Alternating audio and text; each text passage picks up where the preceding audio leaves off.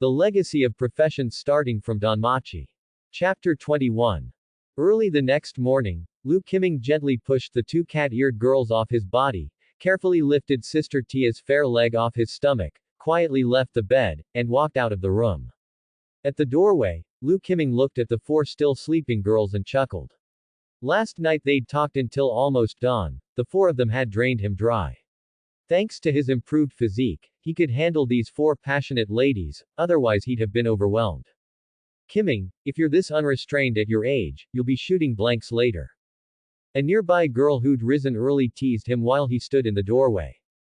TCH, Sister Lena, you underestimate me. Believe it or not, I could go another 100 rounds. Oh. Then how about keeping me company for another heart-to-heart?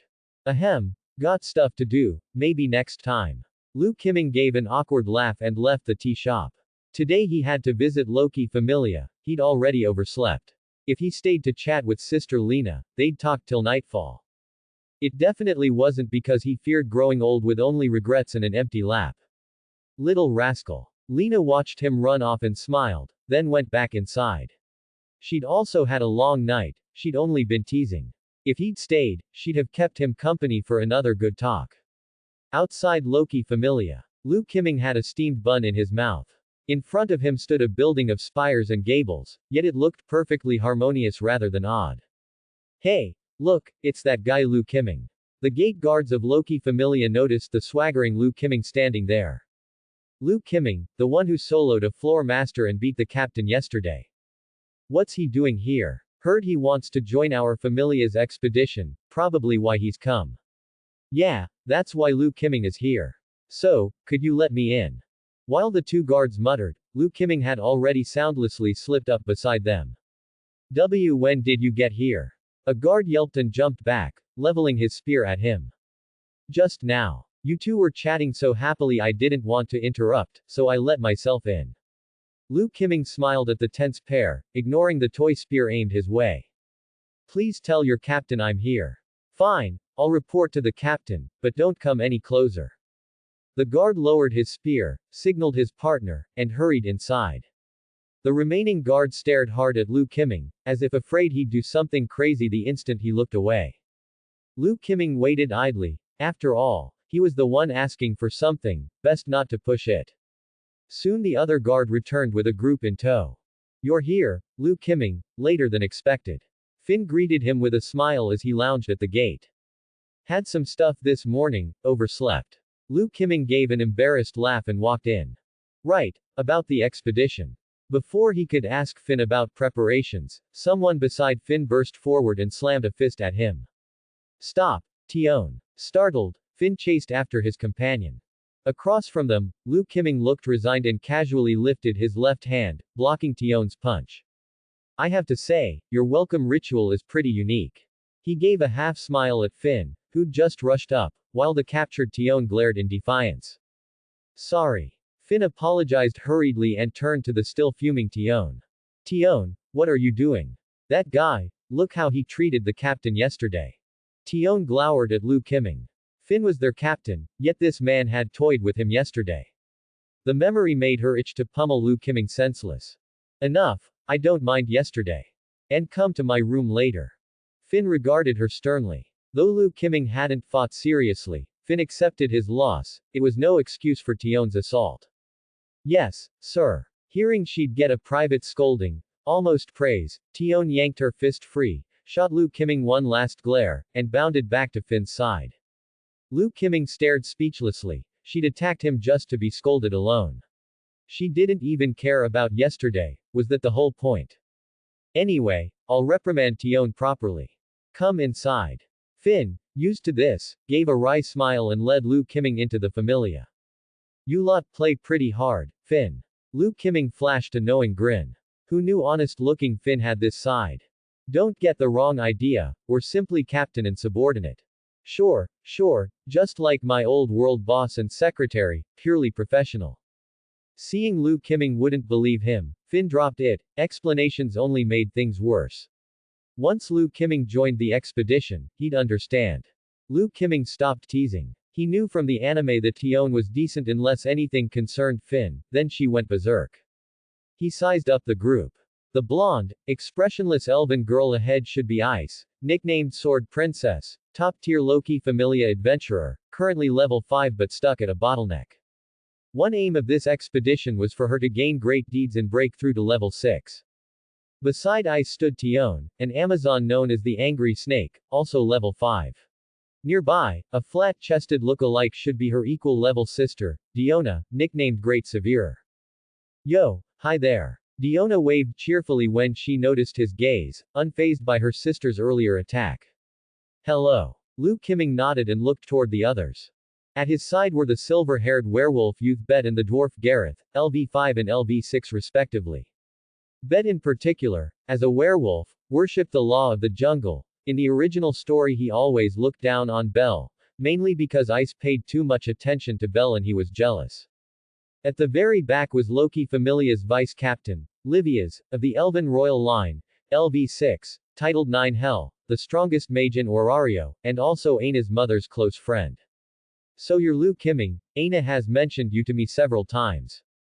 Livia's noticed Lu Qiming's gaze, smiled faintly and spoke. Hello, Sister Livia's, Aina has taken great care of me as well. Don't you dare bully Aina, or I won't let you off. Livia's looked at Lu Qiming with teasing eyes, like a mother sizing up her future son-in-law. Well, Aina and I are just friends. Meeting Livia's gaze, Lu Qiming hurried to explain. After all, he was only a passerby in this world. Even if he completed the system quest he could stay only until the time limit, unless he abandoned the mission. But Lu Qiming would never abandon it, so he was doomed to be a transient visitor. Even if he someday fully controlled the system and could return, who knew how long that would take? Besides, he and Aina were only friends. He could sense that Aina likewise saw him as no more than a friend or little brother, nothing more. As for Sister Tia and the others, they simply lusted after his body, and he felt much the same. The slaughter left him needing an outlet. Both sides only sought mutual comfort. Even if deeper feelings grew, they would never head in that direction. Still, before he left he would arrange things for Sister Tia and the rest, giving them an account. While Lu Qiming was thinking of the future, the group had already returned to Loki Familia's hall and taken their seats. Lu Qiming was pulled down beside Livia's. Finn, how are the expedition preparations? The moment he sat, Lu Qiming asked Finn in the main seat, clearing every stray thought from his mind. Right now the quest completion rate mattered most, and Loki Familia's readiness directly affected his own progress. Our expedition team is basically set, provisions and logistics include your share. We can leave tomorrow, any problems on your end? After Finn spoke, everyone looked at Lu Qiming. The Familia should have departed today, but because of him it was pushed to tomorrow. If he couldn't get ready in time they would make him wait for the next expedition. No problem, I can leave anytime. Lu Qiming nodded. He needed almost no preparation. Divine judgment rested in his soul, the stainless steel basin stayed on his head, and he only had to restock on potions. Everything else Loki Familia had prepared. Good. Meet at the dungeon entrance tomorrow morning. Got it. With that, Lu Qiming rose to leave.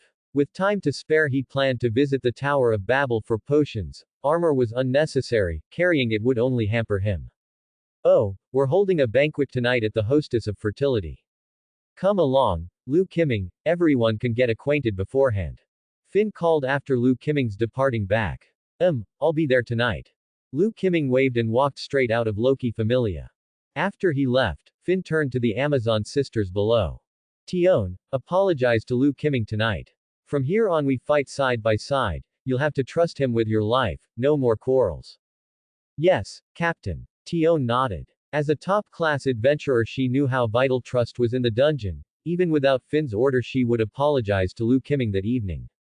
All right, go prepare, tomorrow the expedition begins. Seeing no resistance in Tion, Finn prepared to report tomorrow's departure to Loki. Wait, Captain. As Finn turned to leave, Tion called out, looking at him expectantly. Something else, Tion. Captain, didn't you say I should come to your room? When? No need, just apologize to Lu Qiming tonight. No way. I'm going. Tion objected at once, she'd looked forward to this too long to let it slip away. Fine. After I report to Loki, go wait in my room. Finn gave in, otherwise he knew she'd pester him all day. Yes, then hurry, Captain. Tion happily dashed toward Finn's room, looking nothing like someone about to be scolded. Ice and the others nearby were utterly unfazed. Scenes like this played out almost daily, they were long used to it. Tower of Babel. Lu Qiming walked straight in.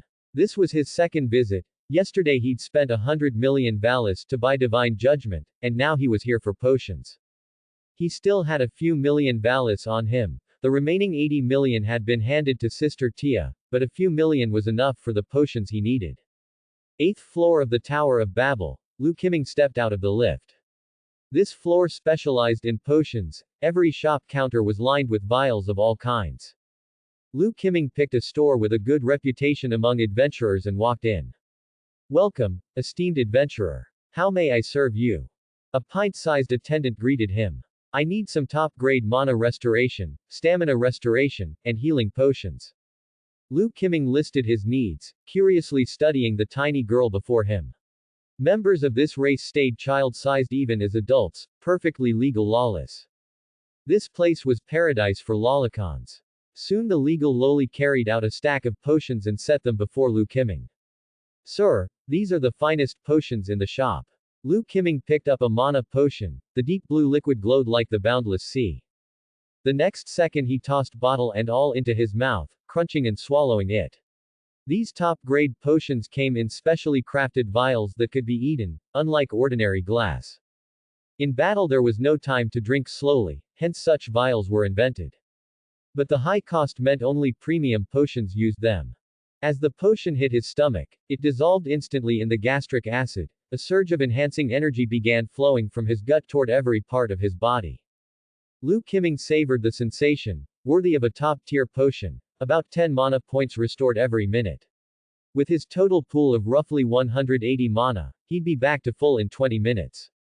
With these potions, as long as he had stamina to spare, he could keep unlimited blade works on indefinitely. Coupled with stamina restorative and healing drafts no less effective than the mana version, his confidence in completing the coming expedition soared. I'll take them all. How much in Valis? Adventurer Sama. Top-grade mana drafts are 150,000 Valis each, stamina and healing are 100,000. How many of each would you like? Lu Qiming did the math. Besides the first day million Valis, the remaining 80 million had all gone to Ellie's group in the brawny adventurer party. He was broke. Adventurer Sama. The diminutive attendant stared, puzzled. Moments ago he'd looked like money incarnate, now he'd gone mute. Ahem, 3 top mana drafts. 2 stamina, 2 healing. Very well. She slid 7 vials onto the counter and smiled sweetly. 1 million Valis, please. Including the one you just chugged, so the nitpickers stay happy. Lu Qiming fished 100 Valis from his pouch, slapped them down, and fled the apothecary, no choice but to run.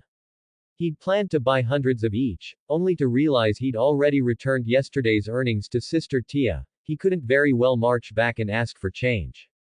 Still, these will do, his natural region is fast anyway. Outside the Tower of Babel. He squinted at the sun, gauged the hour, and headed for the hostess of fertility. Penniless now, he'd mooch a meal off Loki Familia. An hour later, following directions from passers-by, he arrived at the tavern. Thanks for not only handing over your purse but also escorting me here. Not at all. Honored, sir. A rat-faced man bowed obsequiously, thighs trembling as he forced a smile. Off you go. Feel free to rob me again next time.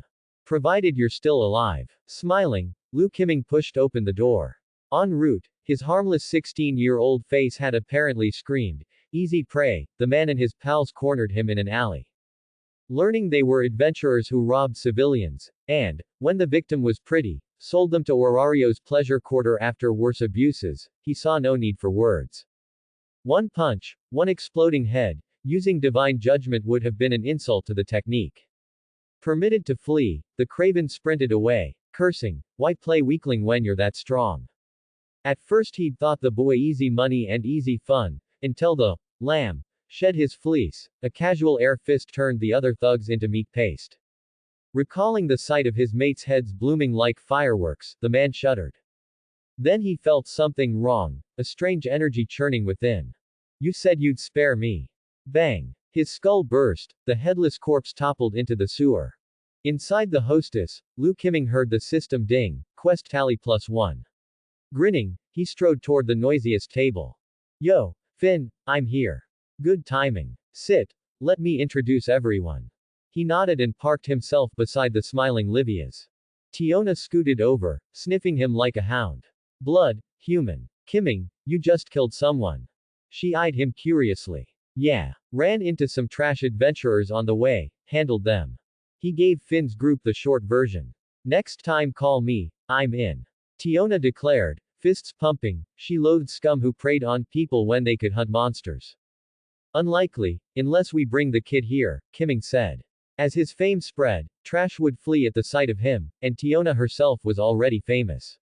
The soft-looking elven girl beside her, however, screamed, bully me.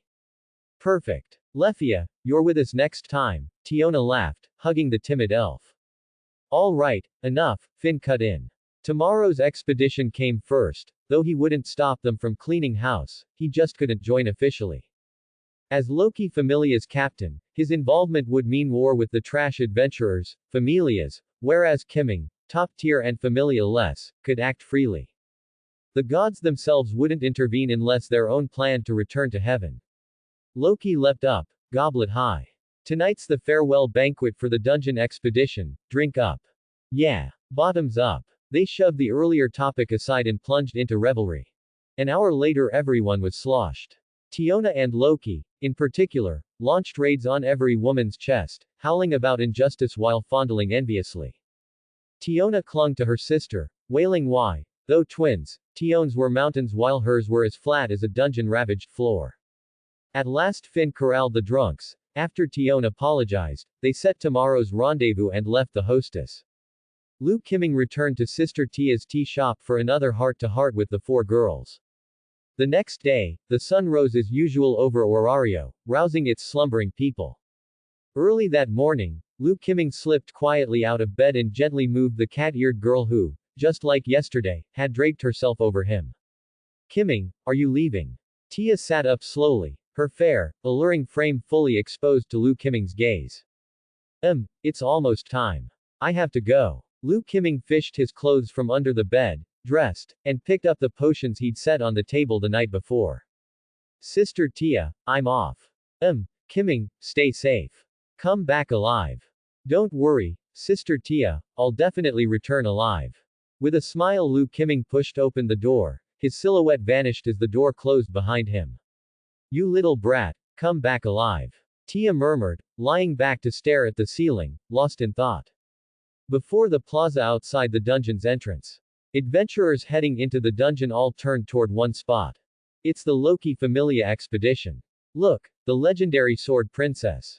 As expected of Loki Familia, every member of the expedition is a top-tier adventurer. Adventurers watched the group at the plaza's edge, eyes shining with admiration. Just then, a black-haired, black-eyed youth with a silver basin-like object on his head walked over and greeted them casually. I'm here, everyone. Kiming, you're actually on time today, I thought you'd be late again. Ignoring the faint red mark on Lu Kiming's neck and the scent clinging to him, Finn tossed a rucksack his way. Here, your food and camping gear. Thanks. Lu Kiming slung the pack onto his back and moved to stand beside Livia's. All right, everyone's present. Since Lu Kiming is joining us for the first time, I'll explain. Our goal is to push past the 50th floor and open new ground in the dungeon.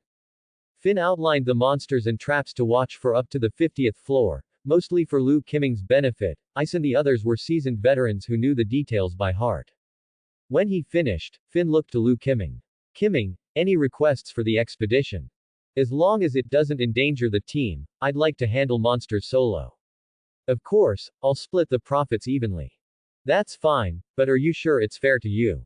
Finn knew Lu Kiming needed to complete a quest, so the request didn't surprise him. He only worried it was unfair for Lu Kiming to share magic stone profits while not yet a member of their familia. And which familia he'd join in the future was still unknown. No problem. My purpose is to slay monsters to finish my quest and grow stronger. As for profits, we're one team, so splitting evenly is best. Lu Kiming had considered this. He needed vast numbers of monsters, but hogging them would leave the others idle and foster resentment, spoken or not. So they'd share the haul. He couldn't carry every stone and drop item alone anyway, and once the expedition ended he could hire a supporter to farm more if needed. His aim was simple: complete the quest and, in passing, grow stronger. Good. If you agree, let's move out. Finn turned and led the way to the dungeon entrance, saying nothing of Liu Qiming's abilities. Every adventurer's secrets were known only to themselves and their patron deity. Let's go. Riviera smiled and followed Finn straight into the entrance. Seeing this, the rest shouldered their packs and followed. Dungeon, first floor. A pack of Liu Qiming's old friends, goblins, surrounded them. They're yours, Qiming. Everyone folded their arms, unconcerned by the dozens of goblins, and looked to Liu Qiming. None had seen him fight. Even yesterday's bout with their captain had ended without him moving a muscle. Liu Qiming stepped to the front and raised his left hand. Whump! His fist shot out like lightning, the air shrieking under its pressure. The force coalesced into an air cannon that blasted forward. Bang bang bang. Heads burst like fireworks, the goblins turned to ash, leaving only magic stones behind. Let's go. Liu Qiming lowered his hand casually and took the lead. Behind him, Finn and the others stared gravely at the stones. They could slay goblins easily, but turning a casual punch into an air cannon was no simple feat. So yesterday's fight really was just child's play to him, Finn murmured, watching Liu Qiming's back. His own hunger for strength flared. He refused to be left far behind. None of them noticed Ice bringing up the rear, her expression odd, gazing at Liu Qiming with longing. She needed power. And she saw in Liu Qiming a chance to grow stronger. If she could learn that technique, her own strength would rise again. With her wind control spell, Aerial, Liu Qiming's method seemed tailor-made. Applied to her swordplay, she would gain long-range attacks. Ice, what's wrong? Lefia noticed Ice's distraction. She'd been absent-minded for a while. Nothing. Ice shook her head and moved to the front, determined to study Liu Qiming's movements and perhaps learn the technique. Quote? Lefia glanced at her in puzzlement, deciding to tell the captain when they next rested. Thus, with Liu Qiming in the vanguard, every monster they met was reduced to ash beneath his fists, and they collected stones and drop items along the way. For the current Liu Qiming, upper floor monsters didn't warrant divine judgment. A light punch was enough to make them bloom, and he found himself captivated by the sight of those bloody fireworks. An hour later, the group reached the 17th floor. Alas, Floor Master Goliath had yet to respawn. Though disappointed, Liu Qiming accepted it.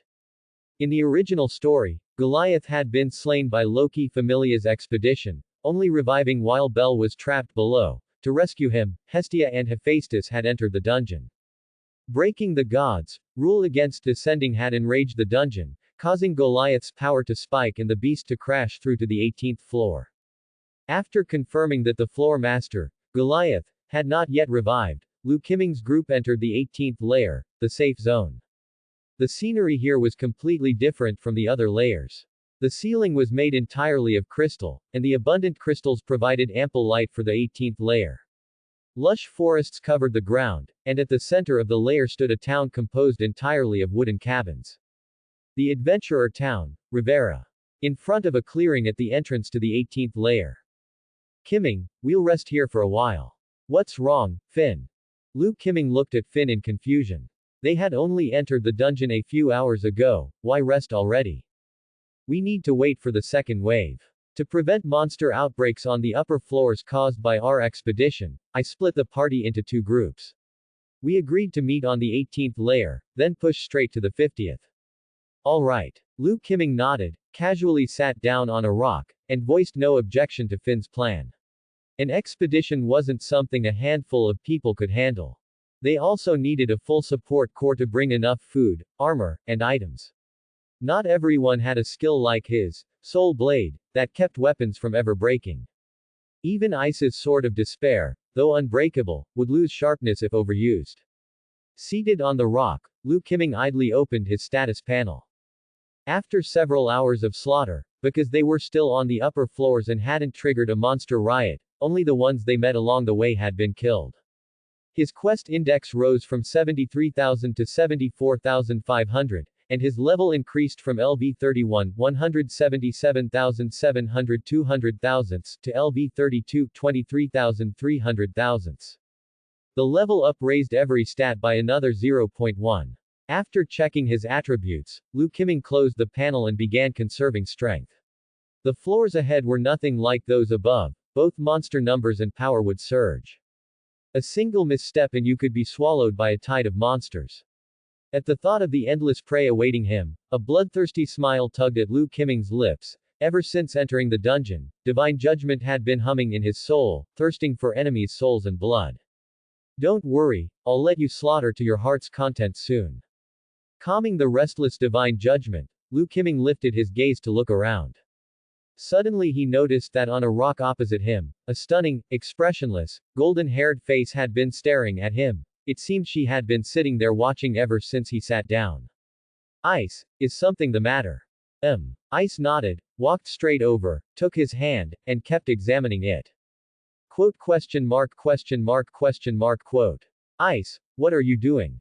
Lu Qiming stared at her in bewilderment, but that blank face showed nothing. Nor did he think he possessed such charm that ice would fall for him in so short a time. Qiming, how did you do it? Do what? That punch you threw, turning wind into a weapon. That. Lu Qiming smiled, slipped his hand free, aimed at a nearby boulder, and swung. Whoosh! Boom! A strange shriek tore through the air, and the rock exploded. See. With enough power and speed, the air compresses into an air cannon. Simple little trick, just use your hands. Quote? Ice tilted her small head, glancing at the shattered rock and then at Lu Qiming's grin. It's that simple. Then why can't I learn it? Qiming, Ice, what are you two doing? At that moment the others, who had been resting, noticed the commotion and walked over. I'm teaching Ice a simple little trick. Lu Qiming pointed at the broken rock and smiled at Ice. Got it? No. Golden hair fluttered as her little head shook vigorously. Huh. You didn't learn such a simple trick. Completely oblivious to the fact that he'd gained this skill through system-implanted muscle memory, Lu Qiming only remembered that for him it was as effortless as waving a hand. Qiming, are you teaching Ice the move you just used? Finn had also seen the shattered rock and subconsciously recalled Lu Qiming's earlier battle scene. A horde of monsters charged at them. Lu Qiming casually punched. The monsters' heads exploded mid-sprint, and only magic stones remained amid black ash. Qiming, can a technique like that really be taught to Ice? In Finn's mind, such a move had to be a secret passed down by Lu Qiming's master. Mastering it and applying it to weapons would boost combat power significantly without raising level. No problem, no problem. If you guys want to learn, you can too, they're all simple little tricks. Lu Qiming replied with an unconcerned smile. In this world, apart from system quests and his own strength, he could do whatever he liked. If he met suitable people with talent, he wouldn't mind teaching every move he knew. Thank you, Qiming. Yay. Great, I've wanted to learn it for ages. Tiona bounded over and hugged him. Along the way she had coveted that technique, it suited her perfectly. Livia simply sat to one side. As a mage, physical tricks weren't her thing. Seeing everyone gathered around, Lu Qiming smiled and began to explain. My move relies on aerodynamic principles, using air as the medium. By explosively accelerating your strength and speed in an instant, you convert air pressure energy into a jet stream, generating tremendous impact force. Quote? Quote?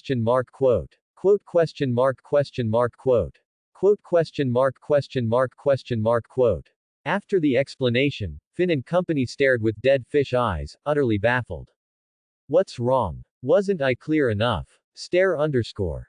Lu Qiming looked at their dead fish eyes and realized, this world had no aerodynamics, and in this god-filled world science, at least in Orario, hadn't developed at all. Then I'll simplify, watch closely. He raised his hand, aimed at Ice's face, and punched.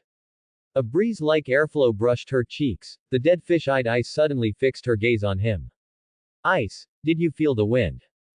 Ice subconsciously nodded and looked at her own small white fist. Then it's simple. Just compress the air in front of you before you punch, and swing.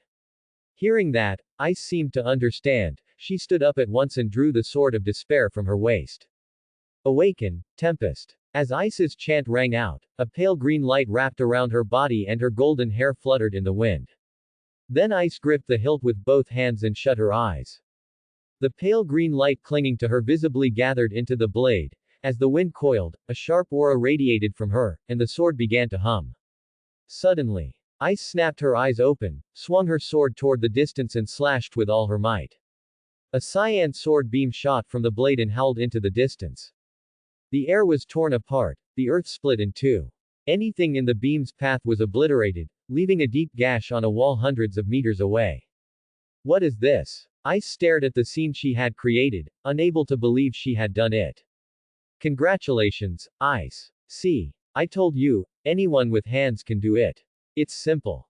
Liu Qiming completely ignored Finn, Tiona, and the rest, especially the werewolf, Bet, waving his hand at the air, yet nothing happened. Is my hand fake or what? Thank you, Qiming. Ice sheathed her sword, her usually blank face showed rare excitement as she looked at Liu Qiming.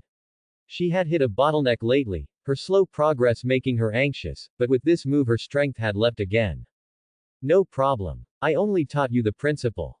Reaching this level was your own effort. Liu Qiming jumped off the rock and walked toward the distant woods. Ice, come with me. As fellow sword users, I'll teach you a few more moves. Ice nodded and followed his figure.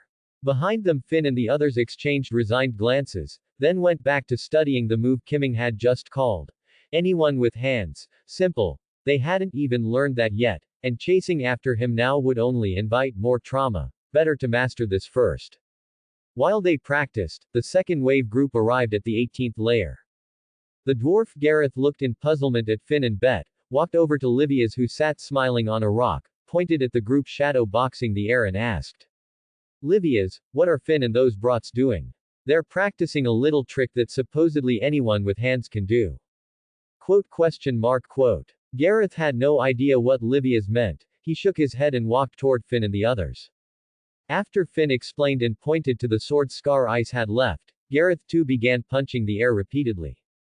The grove, legendary for countless tales, was the perfect place for field battles, in every sense, secluded, dim, sparsely visited.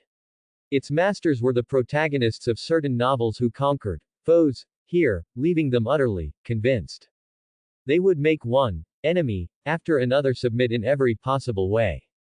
In such a grove, a golden-haired girl followed a black-haired youth, gazing trustingly at his back, utterly unaware of what was about to happen. At last the youth stopped in the heart of the grove and turned, smiling kindly at the girl behind him. Ice, are you ready for what comes next? It might hurt a little, but you'll feel good soon.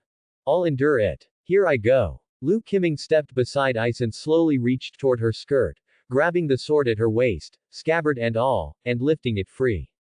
Watch closely, Ice. He called back the stance of a sword soul skill, left hand resting the sword at his hip, right hand on the hilt, body slightly crouched, gathering power while aiming at the trees ahead. As he gathered strength, invisible currents converged on the scabbard. Batojutsu slash. Shing. A flash of steel, a terrifying arc burst from his waist and swept forward. Boom. Boom. Boom. With the crash of falling trunks the view ahead opened up. Everything taller than a meter was neatly cleaved in two. This is. Ice stared at the devastated trees, dumbstruck. She could tell this was an advanced form of her earlier move, far more powerful. It's Batojutsu slash. You charge before the draw, then fell the enemy the instant the blade leaves the sheath. He slid the sword back into the scabbard at his hip, then had Ice stand beside him. After a brief charge an even more fearsome arc erupted, spreading in a ring centered on Liu Qiming. When the light faded the entire grove had vanished. That's vacuum Batojutsu slash, the next level. It needs a short charge, but the power is far greater. Is this what you wanted to teach me, Qiming? Ice looked around, the once dense woods were gone, and she could now see Finn and the others in the distance, apparently spurred on by the commotion and punching even harder. And there's one more, I'll teach you that too. He raised his sword, aimed ahead and crouched. Phantom sword dance. With his low shout the blade turned to phantom, endless sword chi flew, pelting the ground and carving out a crater hundreds of meters across. All right, those three moves are yours. The theory is the same as what I just taught you. With your talent, Ice, you'll master them quickly. He handed the sword back to Ice and let her practice on her own. Thank you. Ice accepted the sword of despair and bowed deeply to Lu Qiming.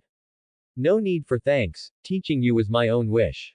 Lu Qiming smiled, walked to a nearby stump and sat, surprisingly comfortable, not a single splinter, smooth as a mirror.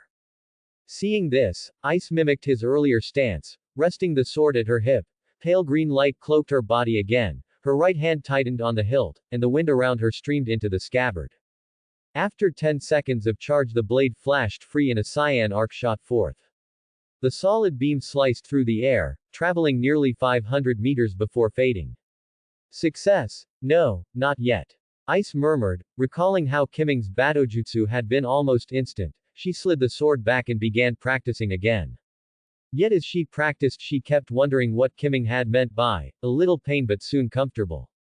Was he talking about muscle soreness after training?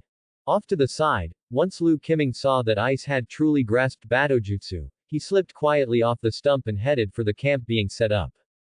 He hadn't expected Ice to master Batojutsu in one go, worthy of a woman who got her own spin-off. Her talent was terrifying indeed. Before reaching the camp, the second-tier members who were erecting the temporary shelter waved at Lu Qiming and went back to work, though they were curious about the commotion he and Ice had just caused in the grove.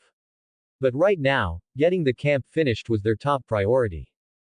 Seeing that, Qiming felt bad loafing around and walked toward the group still throwing punches, wanting to check how Finn and the others were progressing.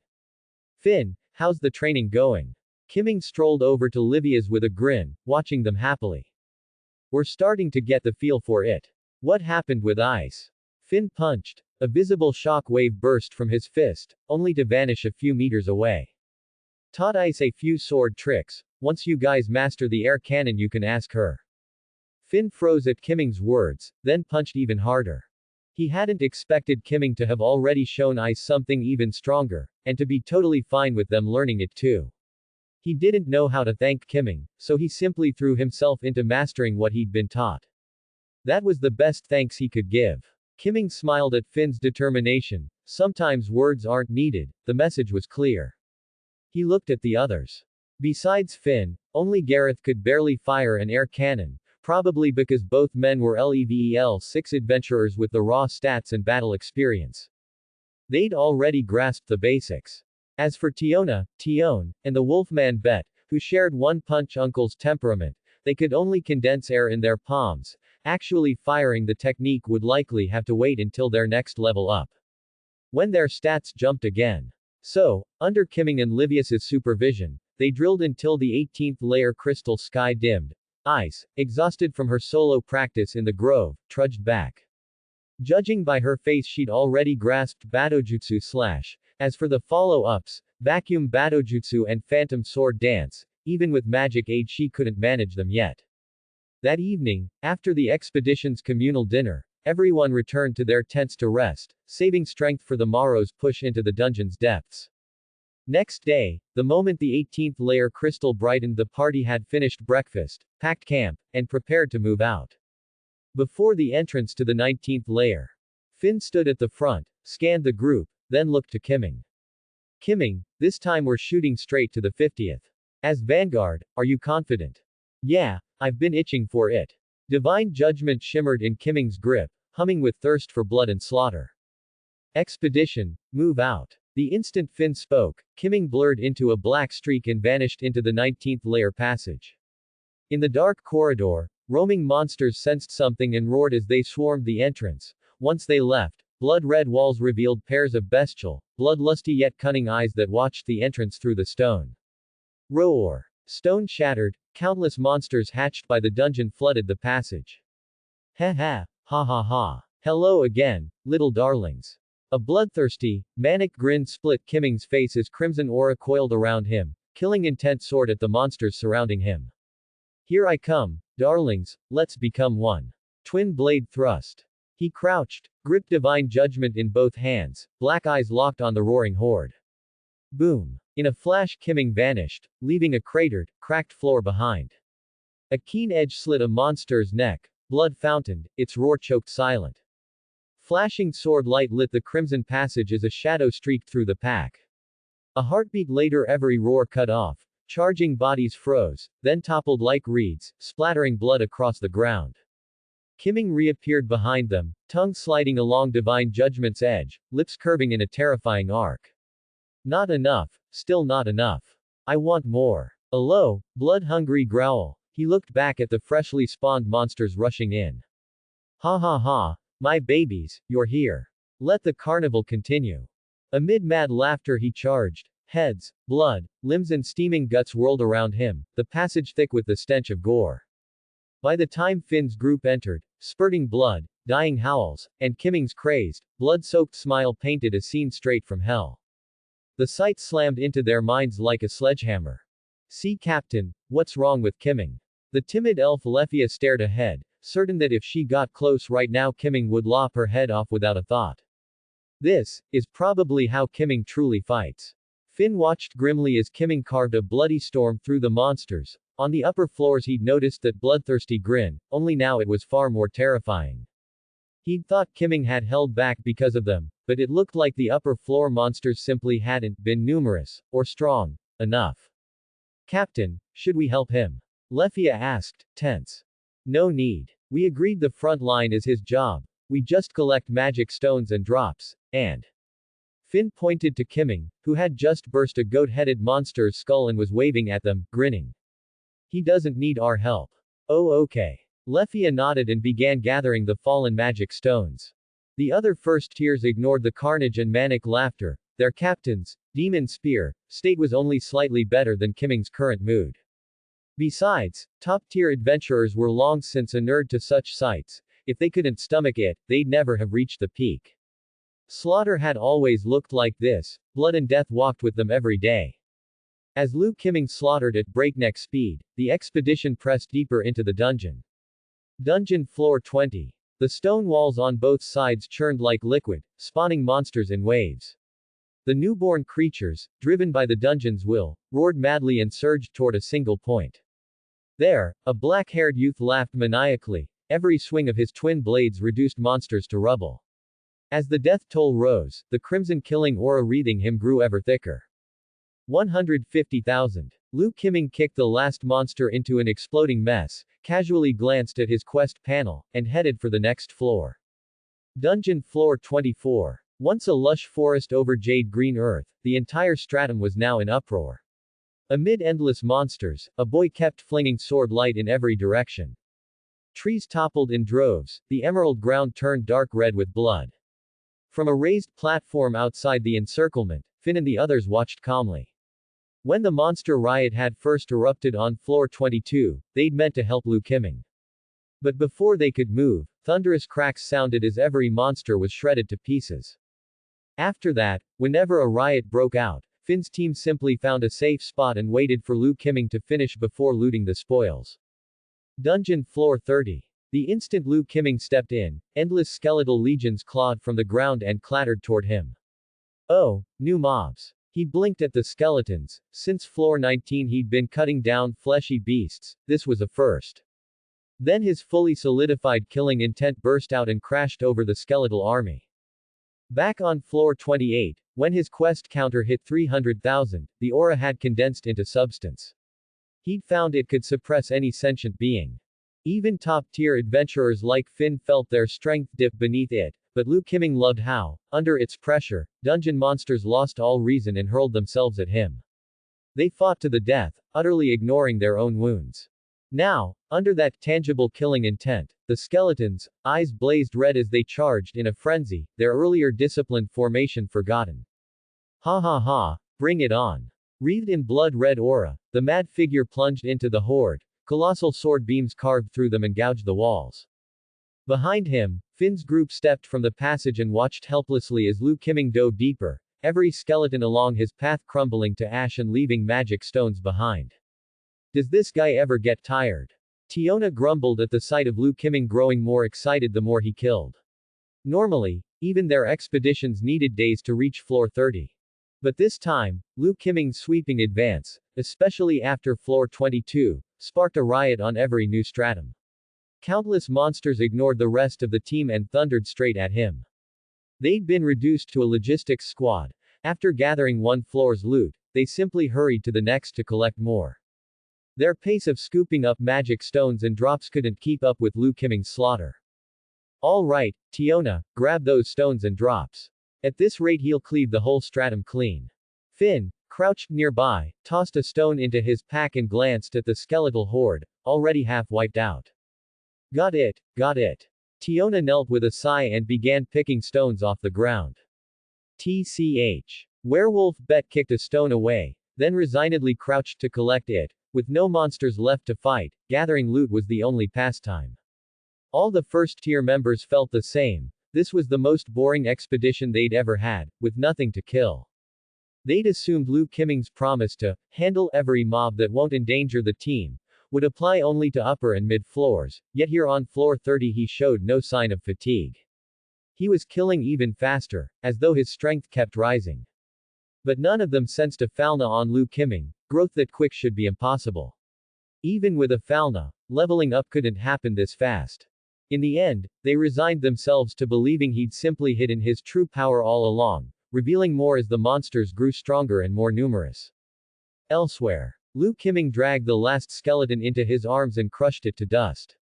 Shame it's not a girl, wanted to see how a Princess Carrie kill feels. Watching the skeleton turn to ash and drop its stone, he smacked his lips, red light flickering in his eyes as he gazed at the next floor, tongue brushing the corner of his mouth. Next floor better have some flesh and blood things, battles feel lacking without blood to splash around, ha ha ha.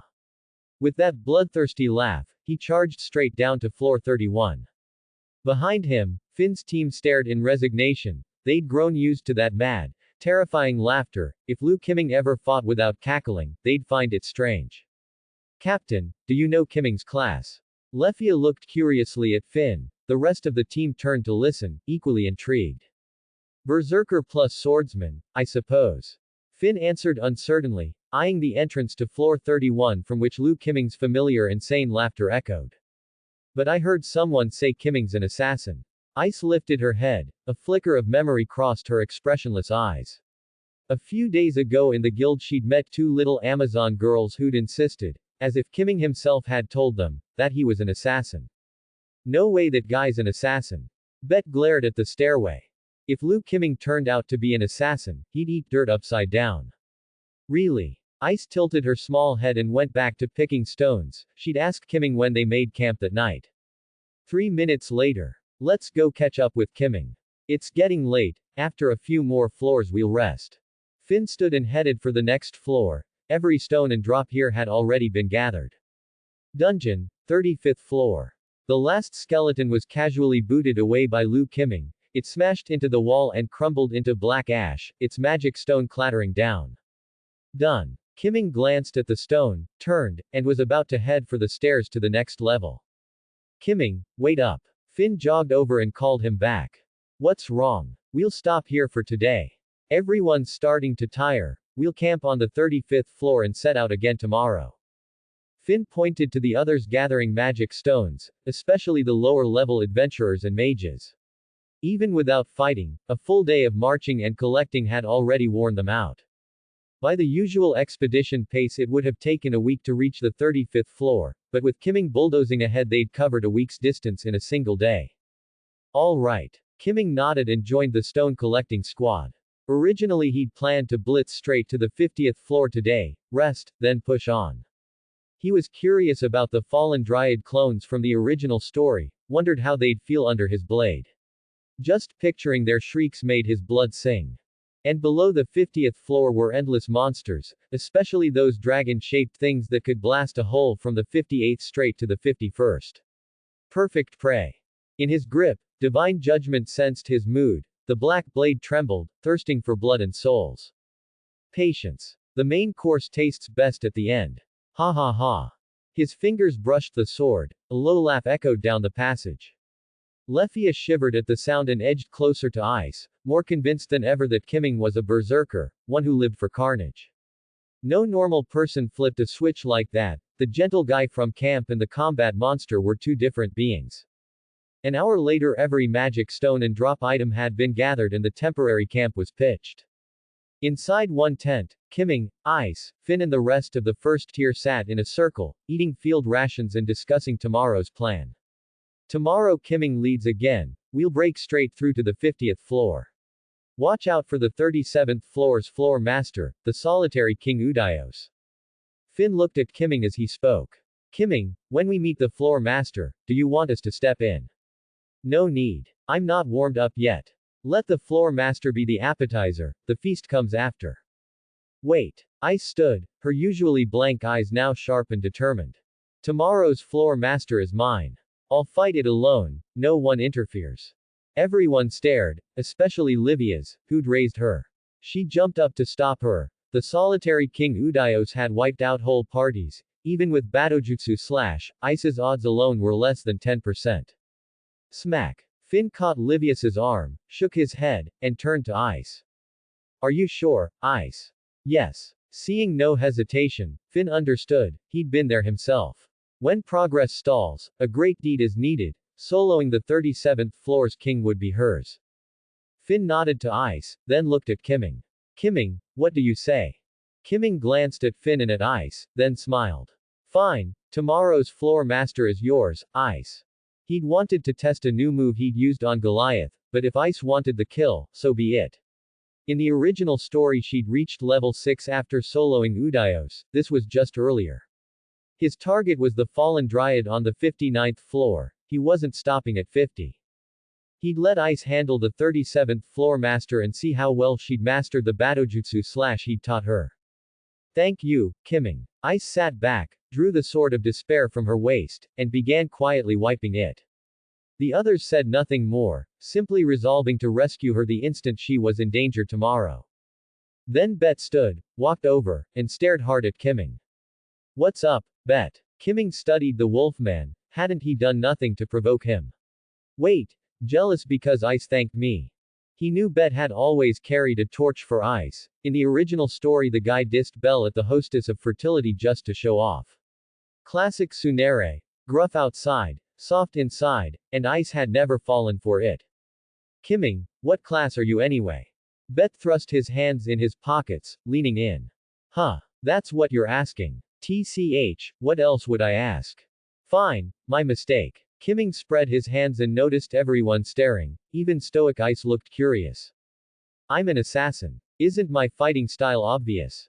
Obvious my ass. Tiona was first to shout. Kimming's style screamed berserker, not assassin. The others looked equally skeptical. Haven't you heard the first rule of assassins? As long as the target dies, the method doesn't matter, so I just eliminate every witness. Kimming, are you sure you're talking about an assassin? Finn was looking at Liu Kimming in speechless disbelief. This was the first time he'd heard of an assassin choosing this method. Weren't they supposed to sneak, poison, and kill in a single strike? Yet Kimming's logic was sound. An assassin's sole aim was to finish the mission by any means. Who cared about the process as long as no one found out? Yep, I'm an assassin, and I've got seniors in the same trade, like King Hassan, Wuluki. And more. Everyone stared at Liu Kimming in mute shock. Now they knew where his weird assassin creed came from. It was literally passed down the line. The group left the meeting tent in silence, heading back to their own to digest Kimming's words and rethink their idea of assassins. As for Bet, he walked outside the temporary camp. He was on night watch, but right now he couldn't care less. All he could think about was whether he should wash his hair while standing on his head. Next morning, everyone crawled out of their tents to prepare for the day's expedition. Bet emerged with silver hair looking damp, once sleek locks now spiking up like a Saiyan's. Bet, what happened to you? Tion eyed his new look curiously. Was he trying a different style? Nothing, just washed my hair. Bet answered with a cool toss of his head and turned to pack his tent. Washed your hair? Tion stared after him. Why wash it here on the 35th floor? This wasn't the safe zones like the 18th or 24th, there was no water anywhere. But knowing they'd reach the 50th today and resupply, she shrugged and started packing her own gear. Half an hour later the expedition set off again.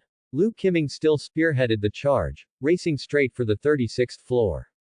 Ha ha ha ha ha, my little darlings are here.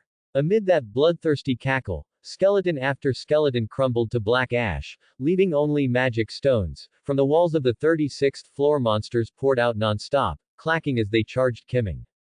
A blood-red, tangible killing intent blanketed the entire floor. The endless skeletons flew into a frenzy. Behind him, Finn's team watched Kimming's style. Every strike lethal, no monster surviving a second blow. Maybe the guy really is an assassin.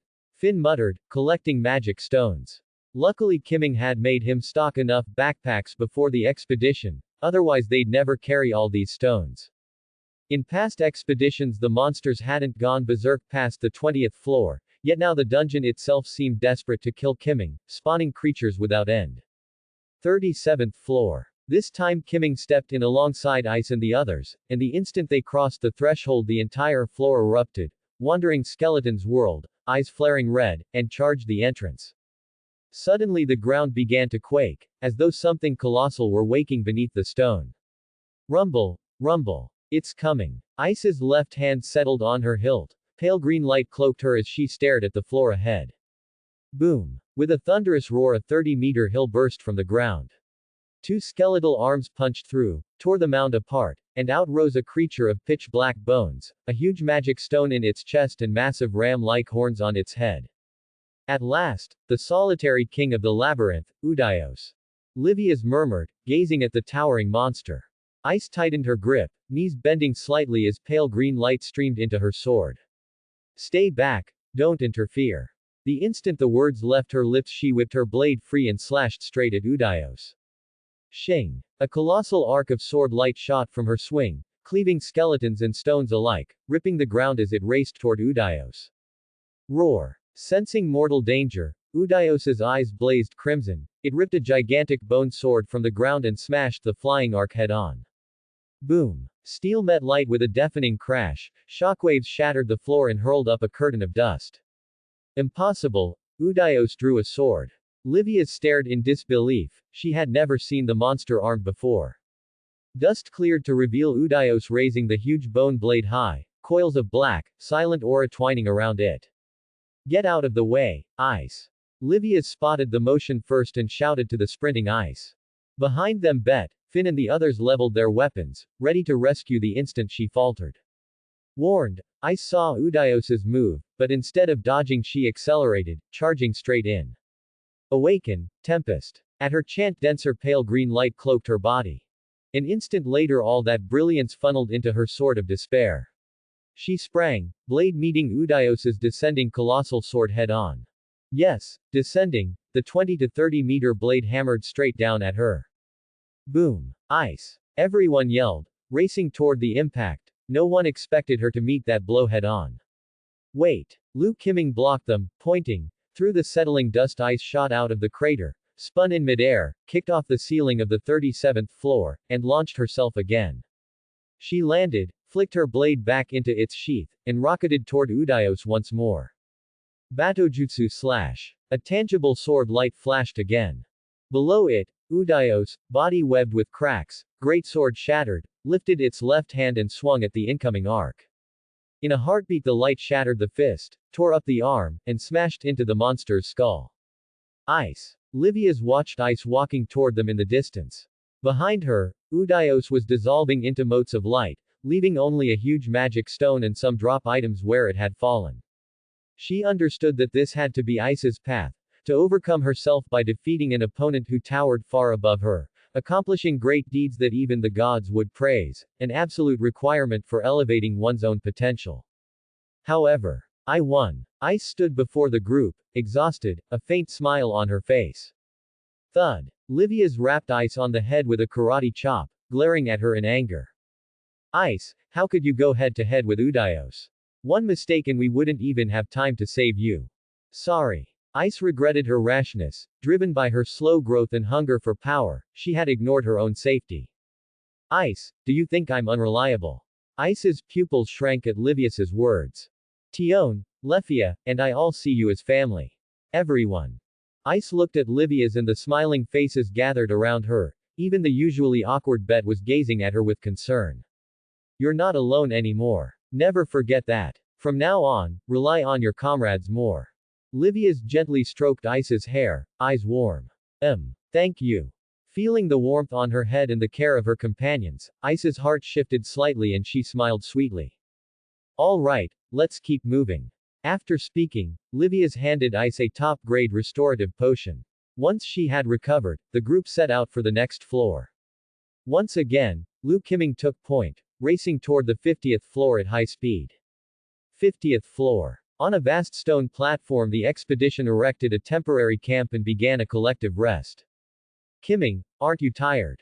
Tiona stared at Lu Qiming in curiosity. Today was nothing like yesterday. The deeper they went, the stronger and more numerous the monsters, yet he was advancing even faster than before. He had slaughtered hordes of monsters without showing fatigue, while the rest of them were nearly worn out just collecting loot and keeping pace. Tired. Lu Qiming wolfed down the food in his bowl and handed the basin to Lefia, asking for a 15th refill. Not really. At my current stamina I can fight non-stop for a month as long as I don't go all out. What? A whole month, and you weren't going all out today? Tiona slapped the table, gaping at him. But tomorrow I probably won't be able to hold back. Lu Qiming took the bowl back from Lefia and resumed eating. Today he had burned through more than half of the energy stored in his body. Apart from his ultimate move, unmatched, every other technique had been deployed.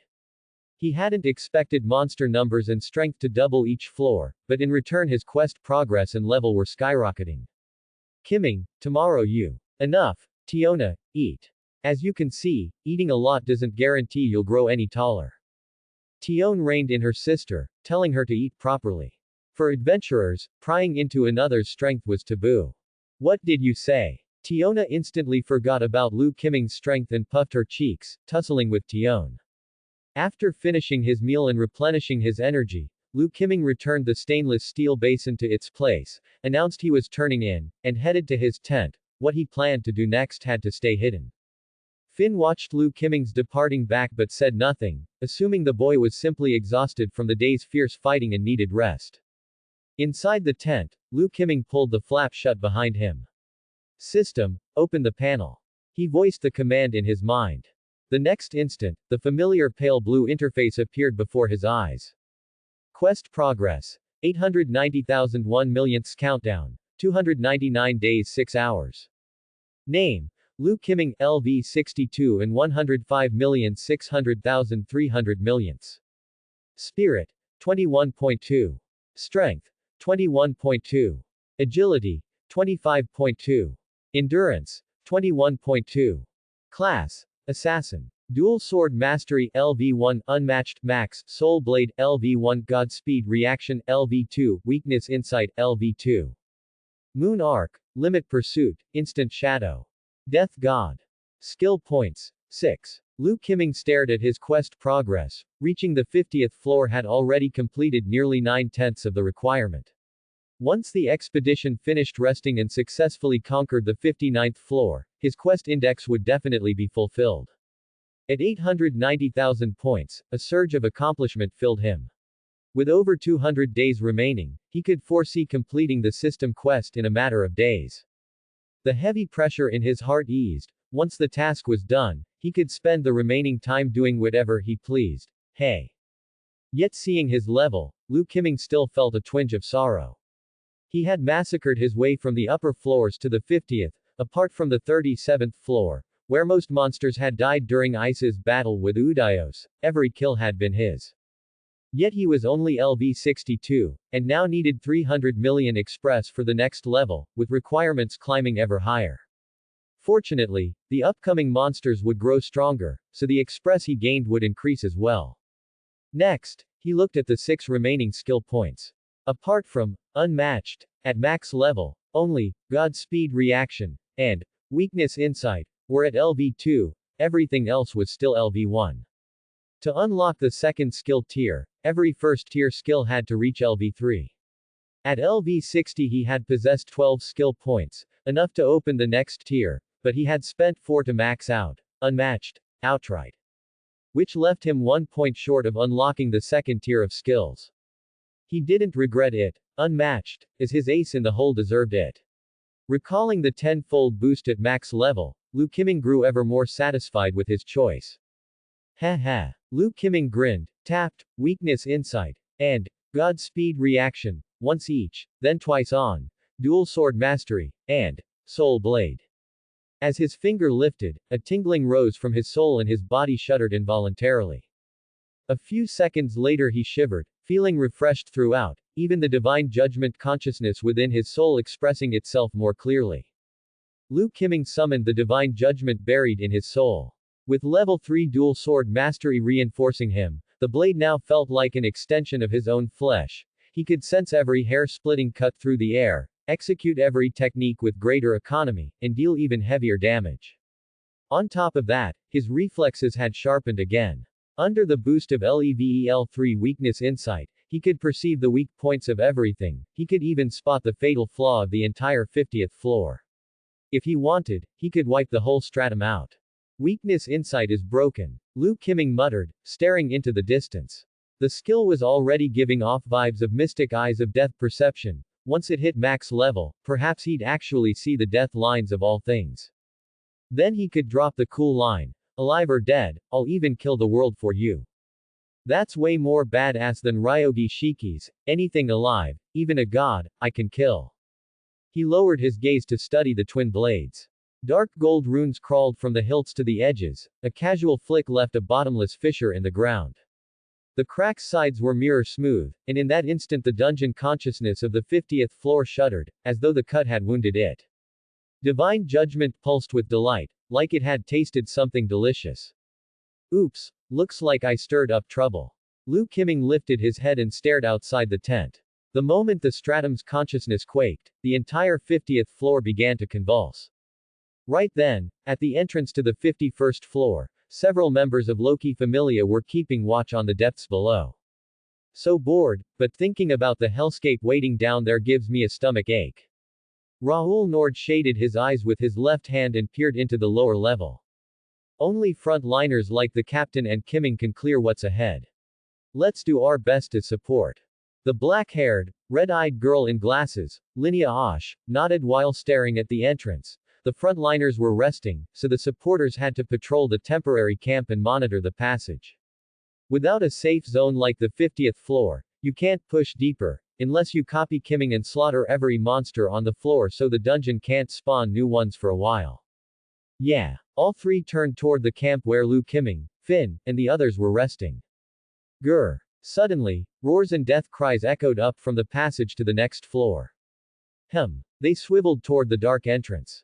Rumble, rumble. The entire 50th floor shook violently, and the clatter of countless monsters surged from below. Out of the black corridor charged 3 rhino-like beasts. Ignoring the trio, they bolted past as if something even worse pursued them. Monsters, fleeing. Raoul Nord watched the trio disappear, then turned back to the tunnel. Ah! A horrific sight filled his vision. A massive rhino monster was being swallowed by an enormous green caterpillar mottled with spots, 10 meters long, 3 meters thick. More of the same horrors kept crawling out behind it. Ah! The scream tore through the 50th floor. Finn and the others rushed from their tents toward the sound. Was that Mr. Raoul screaming? Lefia asked, staring in that direction. Near the 51st floor passage. Let's go, Lefia. Right. Livia sprinted off. Finn and the rest grabbed their weapons and followed. Just then a black blur flashed past them, racing ahead. Was that Qiming? He's fast. Move. Raoul's group is in trouble. Finn picked up speed and dashed after him. At the 51st floor entrance, Lu Qiming arrived just as a colossal caterpillar opened its maw and sprayed purple slime at the 3 supporters. Raoul shoved the other 2 aside, but saving them left him with no time to dodge. I'm done for. He threw his arms over his head and braced for impact. Arc flash. A low shout rang out. The next second Lu Qiming's speeding figure tore into the monster swarm. Raoul, you okay? Tiona, who had just arrived, dragged him out of the battle zone. What are those things? Tion yanked the other 2 clear and stared in shock. 10-meter tall, jade green bodies, caterpillars blown up to monstrous size. One reared upright, exposing a pink maw. Thick purple fluid shot toward them. Look out! Tion yelled, hauling her companions clear of the spray. Tiona leapt, swinging her massive twin blades down with a war cry. Tiona, don't attack! Lu Qiming shouted, having just exploded another monster with a single slash, but he was a second too late. Huh! Crouched atop the beast, Tiona glanced at him, then at the wound she'd carved. Purple sludge gushed out. Ew! She sprang back to Tion's side and watched. The monster held upright, spraying purple liquid in every direction, earth, trees, and grass melted on contact. TCH. Bert, who had just arrived, clicked his tongue and began dodging the falling drops. Sky step. Lu Qiming, still airborne, stamped on the air itself and arrowed toward the squirting caterpillar. Ultimate kill slash. A blade of light flashed, the monster dissolved into black ash. Phew. Lu Qiming landed beside Tiona and exhaled. Tiona, you nearly wiped out the camp. He gave a hopeless look to her sheepish grin. In the original story, her strike had splattered purple fluid onto the tents, destroying most of Loki Familia's supplies and forcing the expedition to turn back. Ha. Tiona, still giggling, suddenly noticed smoke rising from her weapon. The edge that had first struck the monster was melting, the corrosion racing along the blade. She hastily flung the weapon to the ground, and within seconds it dissolved into nothing. No way. My Urga. Tiona stared in disbelief at the puddle that had been her weapon, her life savings commissioned to a top smith. The loss of both blade and money nearly made her cry on the spot. Tione grabbed her sister and leapt aside. Where they had stood, a monster slammed down, taking advantage of their momentary distraction. Bert roared, sprinted in, and vaulted skyward. Mid-air he spun, smashing his heel into the green caterpillar's jaw. The kick swept every monster crawling from the entrance clean away. Stop gawking, idiot Amazon sisters, they're coming again. But how are we supposed to fight that? Tiona gazed at the Urga's residue, on the verge of tears. Even her weapon had melted on contact, without it she was helpless. We can't go all out like this. Tione too felt a headache building as more monsters crawled out. None of their blades carried an unbreakable attribute. Tione. Finn's voice rang beside them, he and Livia's had arrived. Captain. We burn them with magic. Draw their attention and buy us casting time. Finn had already seen how these monsters countered close-quarters fighters like them. Got it. Roger. Hold on, Finn. Lu Qiming caught the Amazon sisters before they could charge. What is it, Qiming? Finn frowned. Was Qiming planning to solo the swarm? These were 51st floor monsters, an entirely different breed. Leave them to me. No. Even you can't wipe out this many. Finn shook his head. From the 51st floor entrance monsters poured in endless numbers, strength and quantity leagues above upper floors. Relax. Qiming smiled and patted Finn's shoulder. He knew the captain's worry, but... Did I ever say I'd gone all out? Smiling, Qiming walked toward the swarm. Thunder crackled, visible golden lightning coiled around him, the ground charring beneath every step. Peerless. His physical stats skyrocketed, power flooding every muscle. The lightning converged onto divine judgment's edge, dyeing the blade gold and stretching it into a sword of pure electricity. When Qiming stopped, he held two 40-meter golden great swords. Lightning blade shadow revised. He crouched slightly, face lifting in a wild grin. Crimson flashed across his jet-black eyes as he locked onto the monsters. Hey ha, let's dance. An alien mental pressure swept the entire 50th floor. Monsters crawling toward the camp froze, terror jerking their gaze backward. The next instant lightning shot sky high. Qiming became a streak of light, flashing past monster after monster. Where the lightning passed, bodies split into neat chunks, their fluids vaporized before they could spurt. In a blink every monster that had emerged was black ash. Mid-air, Qiming turned back into lightning and plunged toward the 51st floor, piercing the incoming swarm. What is that? Tiona stared as countless monsters vanished in an instant. At the 51st floor stairway a pitch-black tunnel now split the stone, lightning still crackling, along its sides lay piles of magic stones. So this is Qiming's real strength. Finn gave a wry smile. Clearly their earlier duel had been mere play. Captain, what do we do now? Lefia forced her trembling legs to move to Finn's side. When that alien pressure had brushed her, death had felt instant, as if she'd already died. Finn looked at his companions, then at the trail Qiming had left into the 51st floor, and finally at everyone. Tiona, Ice, Bet, Gareth, Livia's and I will spearhead, Lefia and Lal will support. We follow Qiming into the 51st floor. Yes, sir. Finally. Everyone Finn named answered with relish, except Lefia. After gathering stones and drop items for so long, they were itching for action. You're too tense, Lefia. Tione took Lefia's hand and gave her a quick hug. Sis Tione. But it's an unknown floor, can't blame you for nerves. Right. Lefia lowered her head, unable to meet Tion's gaze. A mage who could enchant through fear would only drag the team down. Honestly. Tion yanked Lefia into a tight embrace. Relax, whatever happens we'll protect you, and if we're the ones in trouble, I'll save you with magic. Tion laughed, released her, and gently patted her head. Come on, the captain's ready to move. 51st floor entrance.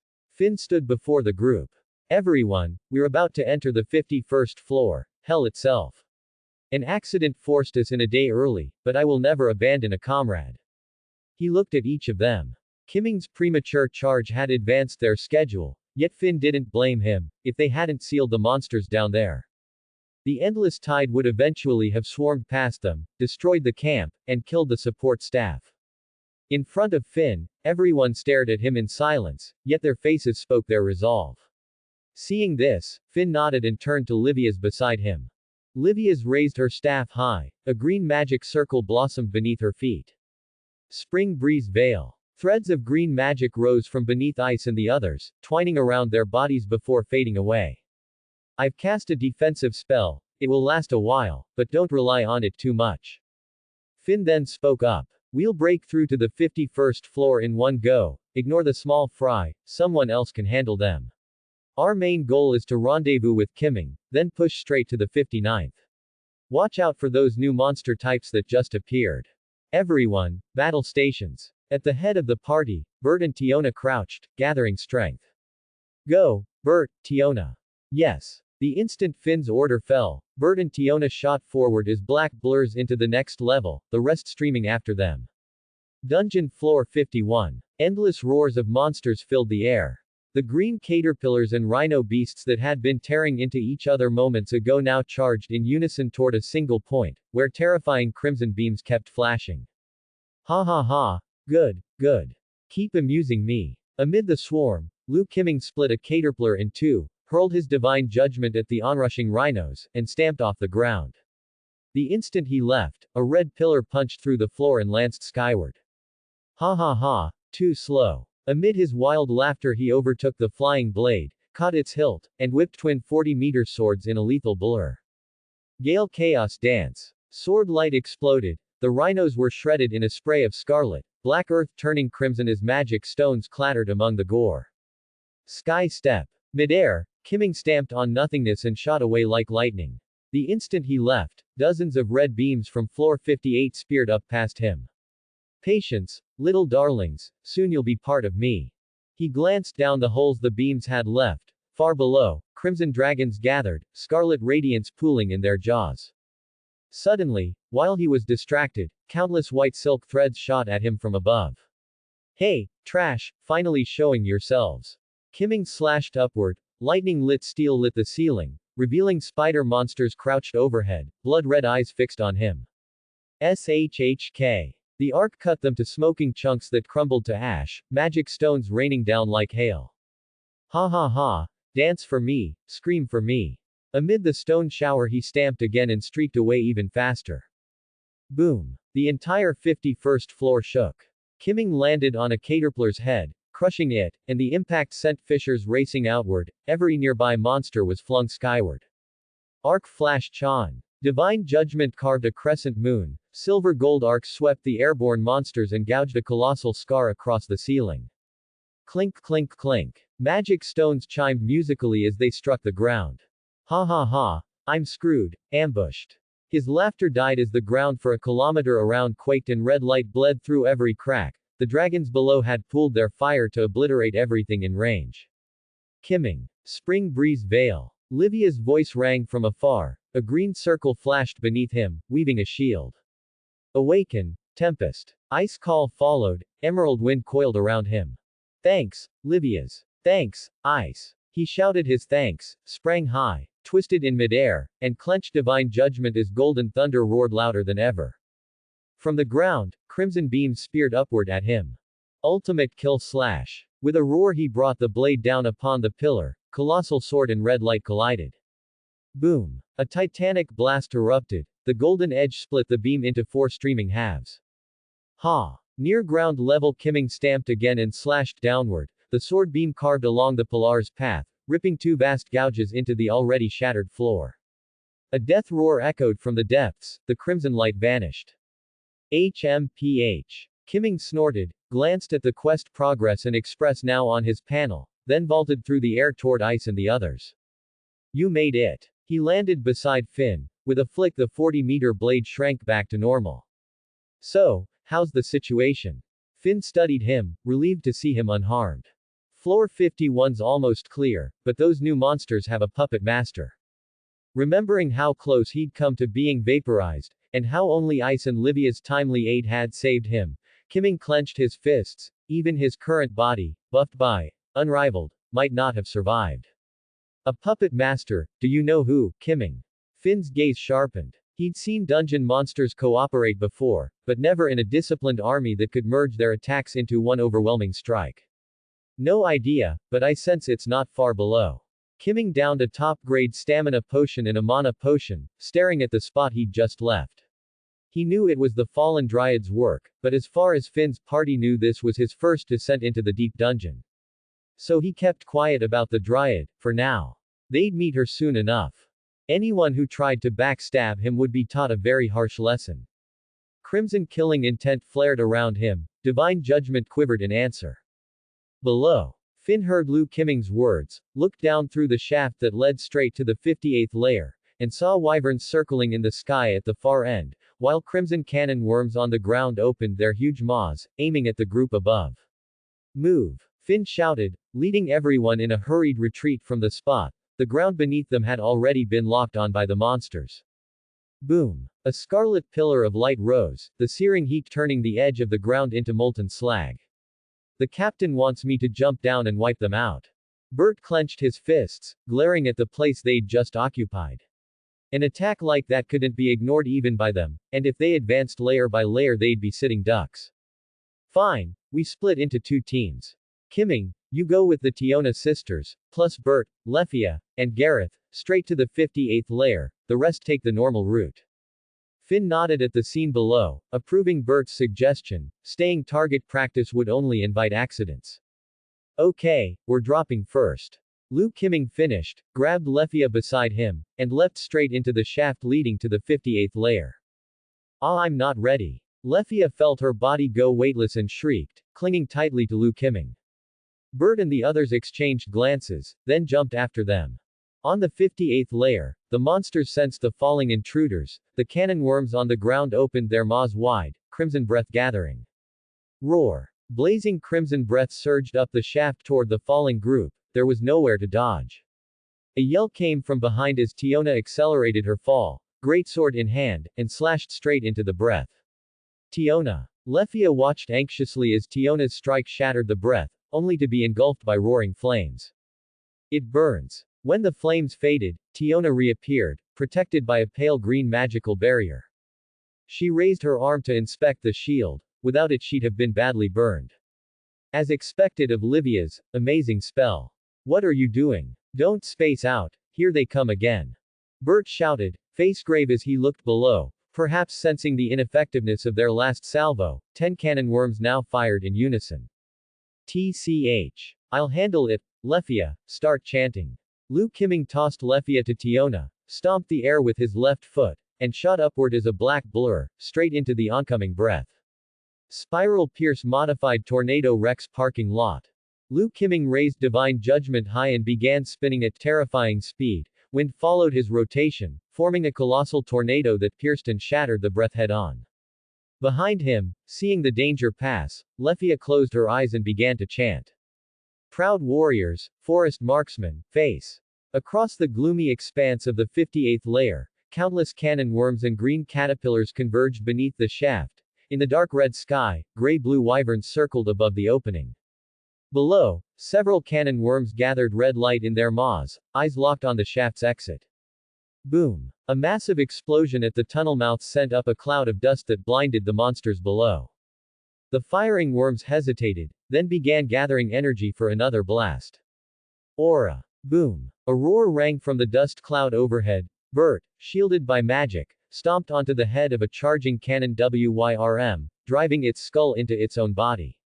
The gathered breath detonated inside its belly. Me too. Tiona followed, greatsword raised, and with the force of her fall split another cannon Wyrm clean in two, blood sprayed before it turned to ash. Ha! I'm here, you trash. Bert landed beside Tiona, swaggering as he taunted the surrounding monsters. Finish them, Lefia. Tiona shouted skyward toward the shaft. Storm of fire arrows. High above, Tion carried Lefia down, landing in front of them. Dozens of red magic circles flared around Lefia, the next moment countless flaming arrows shot forth. Boom, boom, boom. Endless explosions rang out. Monsters near the group on ground and in air were swept away. I thought we were goners. Lefia patted her chest, surveying the scene timidly. After a spell that big you still say that. You torched every last cannon Wyrm, Wyvern, and newbie. Tion laughed, taking Lefia's hand. Given time to chant, their timid mage's power was devastating. Lefia glanced shyly at her teammates, then noticed someone missing. Sister Tion, where's Kimming? Kimming. Over there. Tion pointed helplessly at a nearby crater. At the bottom Lu Kimming repeatedly tried to stand. Took a step, collapsed, stood again, collapsed again. What's wrong with him? Lefia watched, fighting back laughter. He spun his own head dizzy. Leave him, he'll be fine in a bit. In the pit Lu Kimming lay like a salted fish. He'd improvised a body version of Spiral Pierce normally done with divine judgment. Spin, spin, spin, until he lost control and nose-dived. Now he couldn't tell up from down, the whole world was still spinning. Tornado Rex parking lot is hereby sealed, never again. Muttering, he forced himself up again. Luckily his body and senses had been boosted 100-fold, or even crawling would be impossible. Rumble. The ground shook as a 10-meter-tall cannon Wyrm with a wingspan of nearly 50 appeared, right beside his crater. Roar. The gigantic cannon Wyrm bellowed at Bert's group, glaring furiously. It's huge. But probably not a floor master, right? The Tiona sisters stared at the monster several times larger than the previous worms. The colossal Wyrm inhaled, sucking in vast air, then raised its head and opened its maw. A crimson glow ignited. Crap! Move! Bert spotted the motion and was yelling for the others to dodge when Lu Kimming's wobbling figure appeared beside the worm's jaw and kicked it shut. Boom roar. The breath exploded inside its mouth. Half the worm's head was blasted away, the remaining half roaring madly. Roar all you want. Do you know how hard it was to stand up? Now you knock me down again. Furious, Lu Kimming raised divine judgment and finished it with one slash. Kimming. Are you alright? Tiona and the others stared at the giant cannon dragon Lu Kimming had felled with a single sword stroke and hurried toward him. Get back. A loud shout rang from the sky. Everyone looked up. Gareth. The level 6 dwarf Gareth, twin great axes in hand and armored from head to toe, dropped from the heavens. Still in one piece, rookies.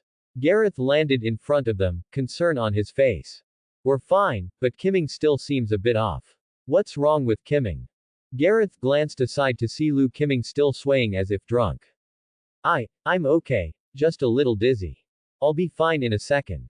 Lu Kimming closed his eyes for a few seconds, then reopened them, his wobbling frame straightened and he looked steady once more.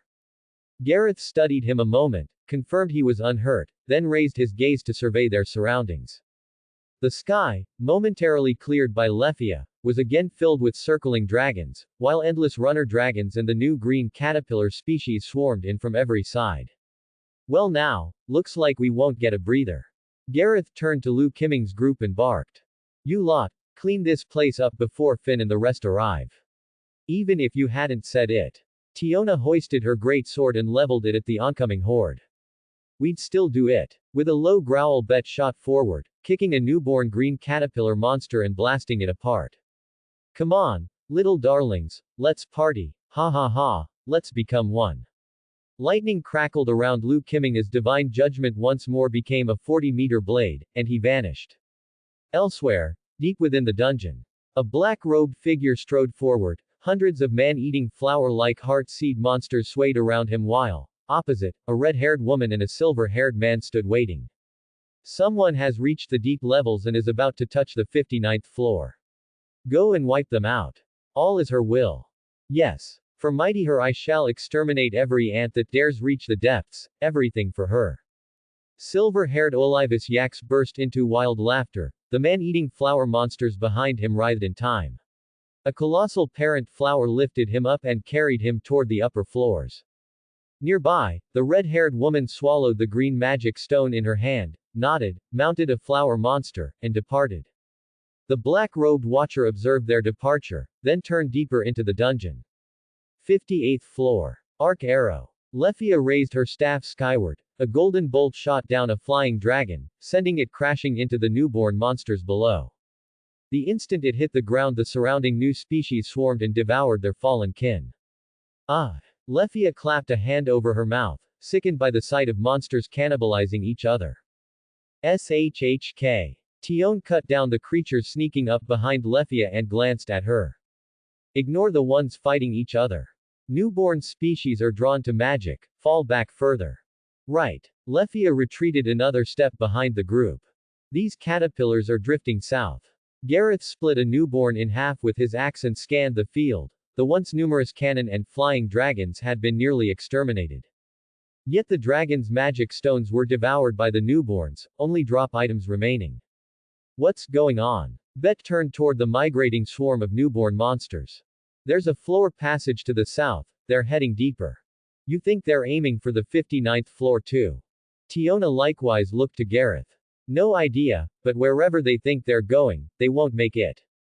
As he spoke, Gareth gazed southward where endless sword light erupted, sweeping the advancing newborns away. Ha ha ha, where do you think you're going, little darlings? Stay and play with me.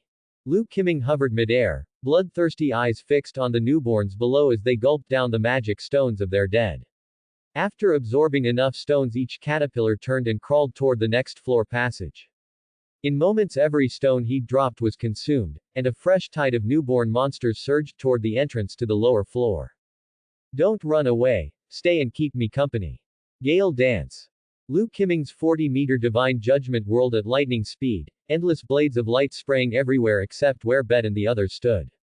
Boom boom boom boom. When the roar faded, every monster on the 58th floor had been obliterated, only magic stones, drop items, and the sword-scarred ruins of the floor remained. Phew. Lu Qiming exhaled and landed in front of Bet's group. Done. Now we just wait for Finn and company. The moment he finished, he slumped to the ground, the oppressive aura vanished and the lightning blade of divine judgment shattered. Qiming, what's wrong? Tiona rushed over and helped him up. Nothing serious, just exhausted. Leaning on Tiona, Lu Qiming pulled a top-grade mana potion and a stamina draft from the pouch at his waist and downed them. The final technique had drained every ounce of his strength and mana. Even Unrivaled had shut down, leaving him too weak to stand. He hadn't expected so many monsters on this floor. The more he slew, the faster the dungeon spawned them. Still, he'd wipe them all out before his reserves ran dry. Everyone, are you alright? Finn's voice rang from afar. The group turned to see Finn and Ice racing toward them. Livia's, Ice, and Captain. Moments later Finn's party reached them. You all okay? Finn asked, looking them over. Pretty much, Qiming's just drained. Gareth nodded toward Lu Qiming, still leaning on Tiona. Qiming, any injuries? Finn looked at him. None, just spent. I can't activate Unrivaled for now. Then rest up, everyone recover first. Finn glanced at Lu Qiming, then at the shattered 58th floor strewn with magic stones and drop items, and understood what had happened. As for the Unrivaled, Qiming mentioned, it was likely the unknown skill he'd unleashed back on the 50th floor. A barren wasteland, a dark red sky. At the entrance to the 59th layer, Lu Qiming's group sat in a circle. We got split up partway through, but we still cleared the 58th layer, territory we'd never reached before. Livia's looked around and began analyzing the expedition. As long as it's not our first encounter, there's always a way. Weren't you the one panting just now? Tiona grinned at Bet, teasing him. That was you. Bet froze, then shot back. No, you were definitely gasping. Gareth turned his head and calmly exposed Bet. Shut up, you stinking old man. Who are you calling stinking old man? Gareth grabbed Bet by the collar and stared him down. Watching the two quarrel, and Tiona beside them fanning the flames instead of stopping it, Lu Qiming felt a twinge of envy. Only true family bickered like this. At that moment he noticed Finn beside him, staring gravely at the entrance to the next layer, lost in thought. Finn, what's wrong? According to Zeus Familia's records, from the 59th layer onward it's the glacial realm. Tion glanced at Lu Qiming and explained. Qiming, since you're not in a familia you might not know, Zeus Familia's old logs say the 59th layer is full of glacial lakes that block the way. The freezing air slows your body. Really? Lu Qiming looked toward the entrance. In his memory Loki Familia hadn't reached this point until their next expedition, and when they'd entered the 59th layer they'd found a forest like the 24th layer. Unless Zeus Familia's records were wrong, the environment had been forcibly altered in recent years so the fallen Dryad's clone could grow here. Exactly because of those records, we prepared salamander robes for everyone. Rahul came over, pulling a stack of long robes laced with fiery patterns from his pack. Finn eyed the salamander robes, then pointed at the 59th layer entrance. If that's so, why isn't the cold reaching us here? Hearing Finn, the rest turned to the entrance and noticed the mismatch. If the layer beyond were truly glacial, a chill should be pouring out. Yet instead of cold, a warm breeze drifted toward them. You think something's off? Bet straightened and looked at Finn. Not sure, but it shouldn't be Zeus Familia exaggerating. Gareth also stared at the entrance. Finn suddenly licked his left thumb and stared into the passage leading down. Discuss it later, enemies incoming. The moment he spoke, the ground inside the passage began to quake, as though some colossal creature were burrowing beneath it. Everyone sprang up and grabbed their weapons. Suddenly the shaking stopped. What happened? Lefia stood in the center of the group, puzzled. Had the monster left? Underground. Lu Qiming yelled, yanking Lefia into the air, the others leapt away as well. Boom. Where they'd stood the earth split. A jade-green serpentine body shot up, crowned by a colossal bloom that snapped open into a maw of jagged fangs and roared. Roar. Instantly dozens of vines burst from its body and lashed toward the party. TCH. Bet stamped down and shot forward, kicking the vines aside. Aura. Die. Above the monster, Tiona appeared, greatsword spinning, and hacked into the creature's trunk. Crash. The man-eating bloom's head hit the ground, its body crumbling to ash and leaving a grotesque magic stone. Hey. Now that's how you cleave. Tiona twirled her blade, grinning in satisfaction. Hey, quit spacing out, more hostiles. Huh. Tiona spun around at her sister's shout. The ground shattered everywhere, hundreds of identical man-eating blooms surged toward them, more sprouting without end. What a pain. Tiona complained and charged, slashing a monster that was lunging at Livia's. TCH. Where'd these things come from? Never seen this species. Tion, forget that, back Tiona up and buy time for Livia's and Lefia to chant. Finn hurled his spear, skewering 3 monsters, then shouted at Tion. Roger, Captain. Meanwhile Lu Qiming kicked the bloom in front of him to pieces. For some reason most monsters were swarming him, yet he still held Lefia and couldn't go all out. Lefia, I'm tossing you to Tiona's side, get ready. He stamped hard and vaulted out of the encirclement. Toss. Lefia wanted to suggest a gentler method, but before she could speak they were airborne. Tiona, catch. Mid-air Lu Qiming hoisted Lefia high and hurled her straight at Tiona. Ah. Lefia. Clearing monsters around Livia's, Tiona heard Lu Qiming's yell, turned, and caught the screaming elf in mid-jump. She set Lefia beside Livia's and spun back to fight. Like the earlier new species green caterpillars, these blooms reacted violently to magic buildup. Lefia, start chanting. On it. Lefia stepped beside Livia's, staff in hand, drawing up her mana. TCH, why won't you just die? How dare you resist her greatness? A mad voice rang out behind them. A brood mother far larger than any bloom burst from the ground behind the 2 girls. Atop it stood a white-robed figure in a goat horn mask, glaring down at them. Just perish. Great bloom. With a sweep of his arm the white-robed man roared, and the colossal monster beneath him lunged at Lefia and Livia's. Lefia. Tiona and Tion spun round and dashed toward them, but the man-eating flower monsters around them seemed to sense their intent and kept attacking, blocking the rescue. Awaken, Tempest. A low cry rang out, ice became a black blur and charged straight into the giant flower's reach. Batojutsu slash. Sword light flashed, the massive arc severed every vine the colossal flower hurled and carved into its enormous body. Are you two all right? Ice stepped in front of Livia's and Lefia, eyes fixed on the collapsing monster. Ice. We're fine. Livia shook her head calmly and looked toward the white-robed figure ahead. Who are you, and what do you want? She had never seen anyone able to control monsters from the dungeon's depths. The stranger must have come from even further below. Who am I? I was chosen by her. As for what I want, why? To send these man-eating flowers from the deep levels to the surface and destroy the labyrinth city Orario. Destroy Orario. Lefia stared at the raving figure and couldn't help exclaiming. Yes, all this is her wish, the flowers, and I merely obey. She granted me eternity. The white-robed figure roared, tore off the horned skull mask, and spread his arms like a devout believer. Oliver's actor. Livia's pronounced the name of the man before her, word by word. Oliver's. You mean, the white-haired ghost. Lefia recoiled at the name. This man had been the leader of the dark faction and should have died years ago during the Devil of the 27th Floor incident. Ha ha ha, ha ha ha ha. Olivers looked down at the stunned crowd and burst into mad laughter, unaware of something lurking in the shadows behind him. By now the scattered expedition members had regrouped around Livia's, all staring grimly at Olivers. Huh, where's Kimming? Tiona glanced around. Liu Kimming was gone. No idea, but with his strength he'll be fine, probably tied up with some enemy.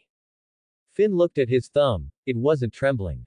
Liu Kimming's gift alerted him whenever he or a comrade faced mortal danger, and right now the signal was clear. At that moment the giant flower felled by ice rose again, its wounds fully healed. Standing on a leaf, Olivers was lifted high, looking down triumphantly. Olivers, weren't you supposed to be dead? Livia's called up to him. I was dead, until she resurrected me. He tore off his white robe, revealing a magic stone embedded in his chest. Are you a hybrid of human and monster? Finn eyed the stone and asked. Exactly. She gave me a second life, I hear her voice. She longs to see the sky, to own the sky, and Orario blocks her view, so it must be erased. She is fitter to rule the surface than foolish humans and gods. Unlike those so-called deities who call everything amusement yet claim to respect life, she showed me mercy. I am her chosen one, only I can fulfill her wish. And that wish is to annihilate Orario. She is my everything. The deranged figure raved above them. He's lost it, take him down. Finn leveled his spear at Oliver's. SHFF. The spear shot forth, the air turning into a visible white shockwave as it streaked toward Oliver's. HMPH. Olivers waved a hand, vines from the giant flower interposed themselves, blocking the strike. End of the sideshow, colossal flower. Man-eaters. Indeed, it ends now. Liu Kimming's voice sounded behind Oliver's. Hoa. Pain lanced through Oliver's chest, a black blade protruded from the magic stone. Who are you, when? Before he could finish, his body crumbled to ash, the stone dropping to the ground. TCH, thought an assassin was just for show. Villains die from talking too much. Who else if not you, right, fellow proper villain? Divine judgment spun in his hand as Liu Kimming's red glowing eyes fixed on the shadow behind the giant flower. From the gloom stepped a crimson-haired woman with a long blade, regarding Liu Kimming calmly, indifferent to her comrade's death. Didn't expect a bonus while clearing you lot. That wind, so you're Arya. Ice, far away, tightened her grip, her eyes trembling at the sight of the red-haired woman.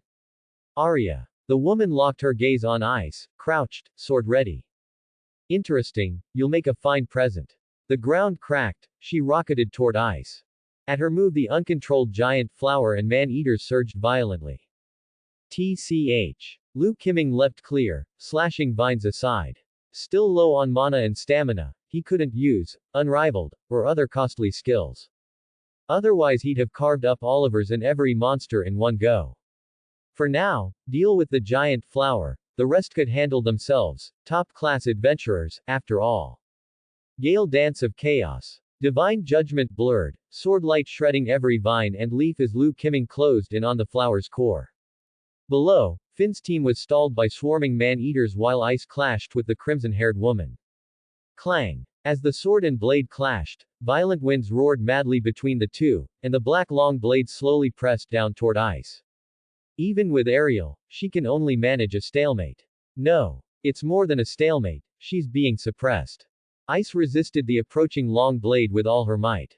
Under the opponent's terrifying strength, the ground where Ice stood began to crack and sink.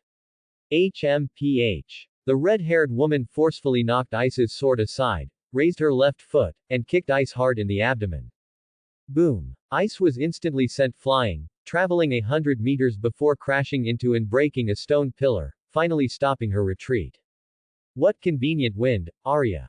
The red-haired woman jumped to a spot not far from Ice, looking at her calmly. Where did you hear that name? What do you think? Opposite her, Ice watched as the opponent clearly had no intention of answering her question. She returned the sword of despair to its sheath, and the wind swirling around her grew increasingly violent. What, is Arya planning to give up? Please tell me where you learned that name, or I guarantee the next attack won't kill you. Ice said seriously, a hint of earnestness on her usually expressionless face. Ha! Kill me. If you can do it, try it. When the red-haired woman heard Ice's words, she seemed to have heard a joke, and a mocking smile hung on the corner of her mouth. Seeing that the opponent still didn't intend to tell her, the expression on Ice's face gradually faded, and the surrounding wind began to continuously gather toward the blade, emitting an increasingly sharp aura. What is Arya doing? After sensing Ice's completely changed aura, the red-haired woman dropped her condescending attitude, immediately raised her long blade, and her body transformed into a black shadow rushing toward Ice. Although she didn't know what Ice was trying to do, she knew she had to stop her, she absolutely couldn't let her succeed. Wind, wrap around the blade. Ice's faint whisper sounded, her eyes slowly closed, and her left hand tightly gripped the hilt. Just as the red-haired woman's long blade was about to touch Ice's neck, Ice's closed eyes suddenly snapped open, and the blade in her hand was instantly drawn. Batojutsu slash. A tangible azure sword light flared up. Under the shocked gaze of the red-haired woman, her long blade was instantly sliced through like paper. In midair, the red-haired woman forcibly twisted her body the moment the sword light struck, avoiding the position of the magic stone in her chest. Swish. The sword light flashed, and blood splattered. Snap. Snap. The red-haired woman's body was split into two sections. After flying a distance, the pieces fell to the ground, and bright red blood continuously flowed from the wounds. Cough, cough, what kind of move was that? The red-haired woman used her remaining hands to prop up her upper body, looking at Ice in disbelief. How could Ice, who had just been suppressed by her, instantly kill her? Batojutsu slash. Ice calmly returned the sword of despair to its sheath and walked toward the red-haired woman's upper body. Batojutsu slash. The red-haired woman glanced at her lower body not far away, then raised her head to look at the approaching Ice. Arya, next time we meet, I will definitely surpass you. What did you say? Ice looked at the enemy, who was only half a body now. Did she still intend to escape?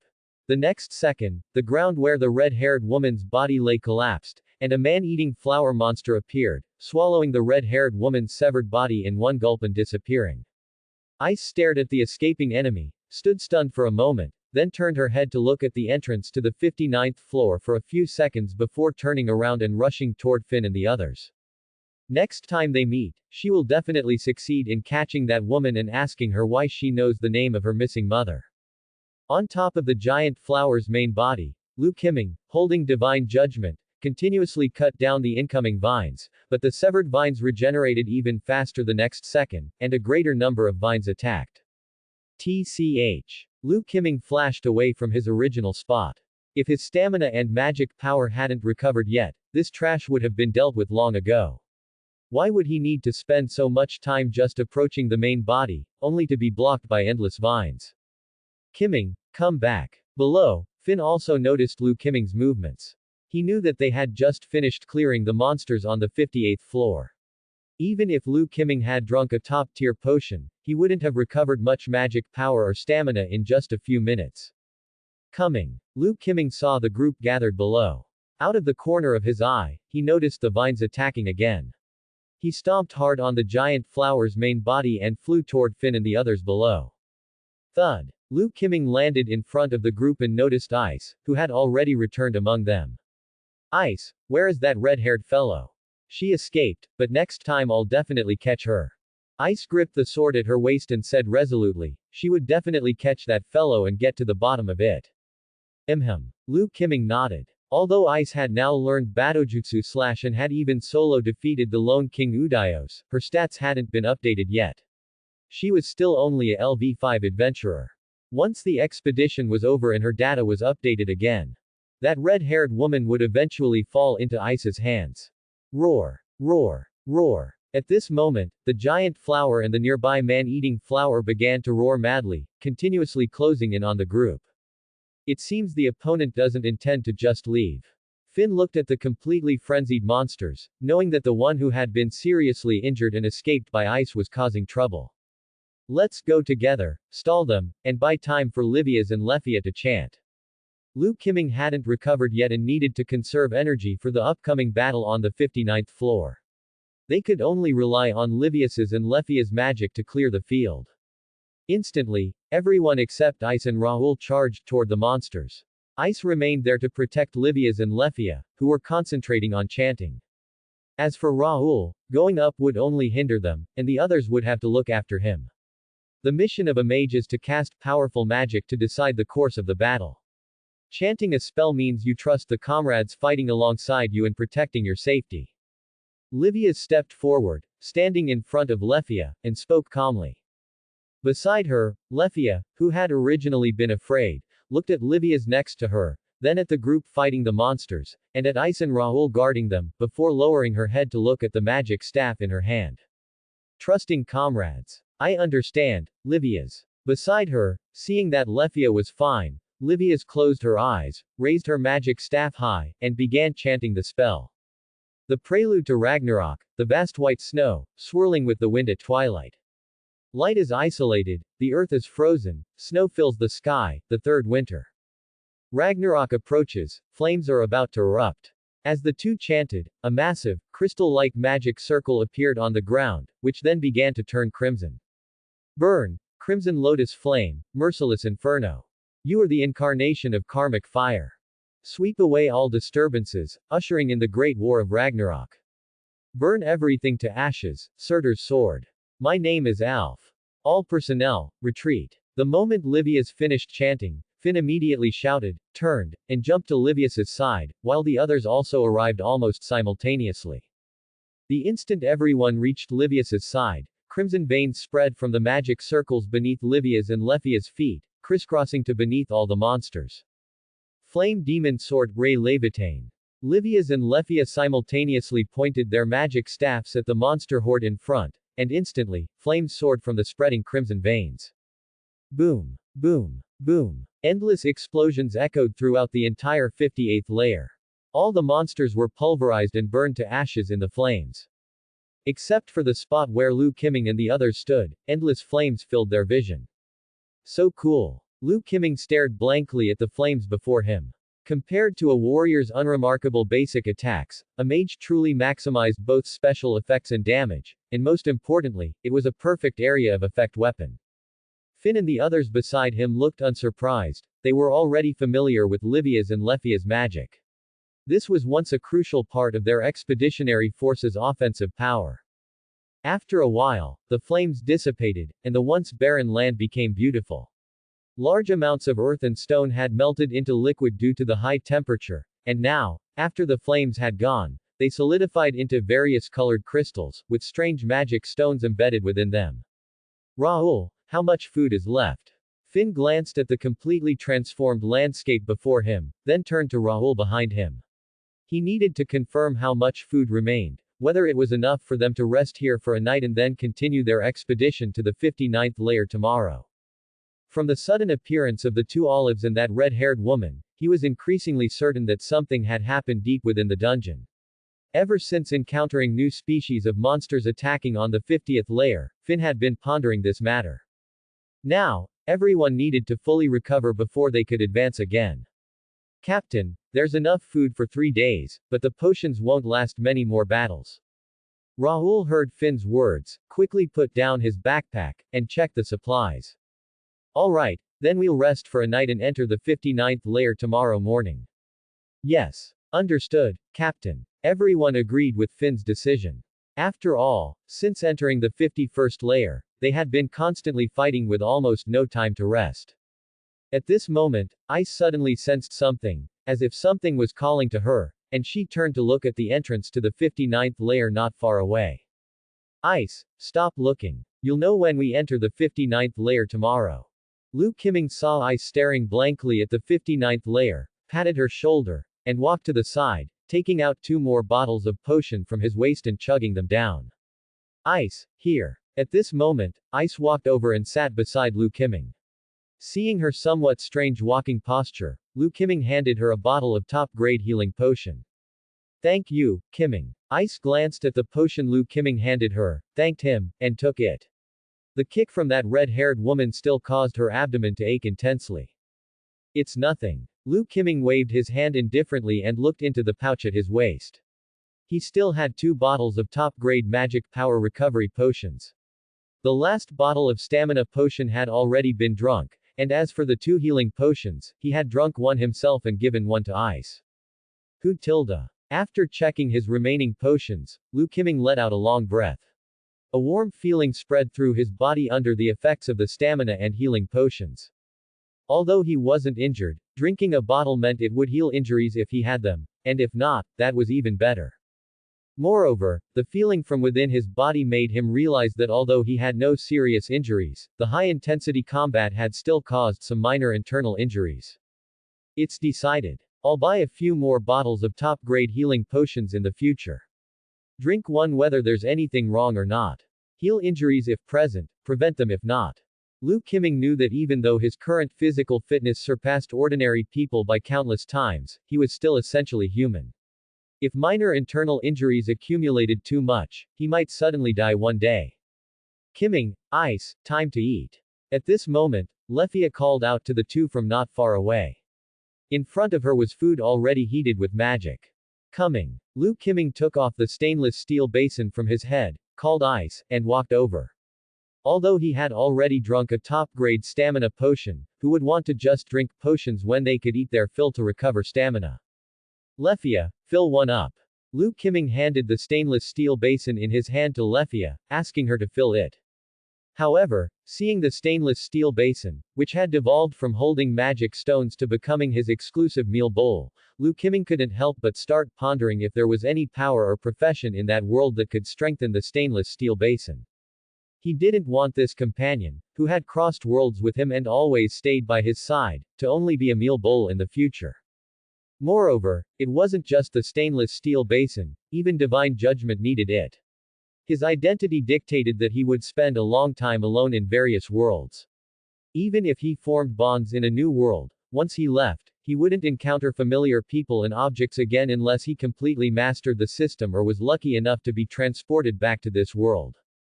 Therefore, strengthening divine judgment and the stainless steel basin, granting them sentience, and even transforming them into physical beings, was essential. He didn't want his future self to become cold and ruthless after traversing countless worlds, turning into a mere tool that only knew how to complete system tasks. Qiming, here you go. At this moment, Lefia handed the filled stainless steel basin to Lu Qiming, interrupting his thoughts. Thanks. Lu Qiming thanked her and walked to the side to start eating. An hour later, everyone finished eating and set up temporary tents. After Raoul bravely volunteered for night watch, and everyone confirmed that the monsters on the 58th layer had been cleared and no new ones would spawn in the short term, and even if they did, everyone would have time to prepare for battle, they all entered their tents to rest. The next day, the night passed peacefully. Morning, Livia's. Lu Qiming walked out of his tent and met Livia's, who had just emerged from her tent opposite him. Morning, Qiming. Livia's smiled and greeted him, carefully observing Lu Qiming. From his expression, he had fully recovered. A minute after Lu Qiming and Livia's came out, the rest of the group also emerged from their tents. Subsequently, the group packed up their tents and walked towards the entrance of the 59th layer not far away. At the entrance to the 59th layer, Finn walked in and carefully examined the entrance, which had no cold air, then looked at his motionless thumb. No need to equip fire spirit protection cloth. Everyone, depart in 3 minutes. In the dim passage, the group advanced slowly. At the front, Lu Qiming and Bert each carried a magic lamp. Not cold at all, it's actually muggy. Tiona studied the passage, fanning her face. Finn, this really is. Livia stared at the faint view of the 59th floor ahead and spoke in a low voice. Exactly. What we're about to witness is the unknown that even the gods have never seen. As Finn finished, the dim corridor brightened and the party stepped out. Beyond the passage, white mist blanketed the 59th floor, lush trees thrived everywhere. The humid heat was nothing like the recorded glacial realm. A rainforest. Tion stood on the high platform at the exit, looking down at the jungle-like 59th floor. Towering trunks shot to the ceiling, their canopies majestic. Crunch. Gulp. From deep in the jungle came a colossal chewing, as if something were feeding. Forward. Finn glanced toward the sound, eyes sharp, and led the way, the rest hurried after. In the jungle the monstrous chewing continued, yet no creatures attacked, only trees surrounded them. The anomaly put everyone on edge, they crept closer, weapons ready. Suddenly the trees ended, revealing a vast clearing. What is that? Tiona gaped at the scene. Dozens of new type green caterpillars circled a huge, grotesque monster. Every second the titanic beast snatched one caterpillar, bit off half, chewed, and swallowed. When it tore the new type's vine, the remainder lost its magic stone and crumbled to ash. Unfazed, the monster reached again with a vine, seized another, and devoured half. Has the corpse king bloom mutated or been parasitized? Livia stared at the 50-meter creature whose vines endlessly harvested the caterpillars. This thing's bad news. It's eaten that many magic stones. An enhanced species. Bert and the others watched the monster, an oversized caterpillar atop countless vines and petal limbs, growing more terrifying with each swallowed stone. Ice sensed something and snapped her gaze toward the beast, face paling. After finishing its latest prey, the monster halted, body quaking, its hideous head tilted skyward and roared. Ah tilde ah tilde ah tilde. Trembling, its lower petals opened, veins bulged across its body until cracks webbed the surface. Boom. With an explosion the caterpillar torso vanished, replaced by a gigantic woman's upper half, pupil-less eyes, ashen green hair writhing behind her. Ah! Woo! Ah! Woo! The scream turned shriller, the sky dimmed, and the lush vegetation withered to rot. What in the world is that? Tiona clutched her ears in pain as the shriek intensified. Beside her, Ice seemed deaf to the cry, staring in disbelief. No way, that's Arya. The monster ceased its wail, turned its eerie face downward, and beamed at Ice in delight. A spirit. Ice gazed up, murmuring in shock. That disgusting thing is a spirit. Looks nothing like the stories. The sisters gawked at the fallen dryad, nothing like the gentle, nature-loved spirits of legend. Arya, I missed you so much. Come become like me. The fallen dryad grinned, tongue sliding over her lips as she stared down at Ice. Let me eat you, Arya. She snatched a nearby caterpillar, plunged her left hand into its body, ripped out a jade-green magic stone, licked it up, and swallowed. Everything was just to nurture that thing. Livia's watched the fallen dryad gulp the stone and spoke slowly. So even those new type monsters were mere couriers delivering magic stones here.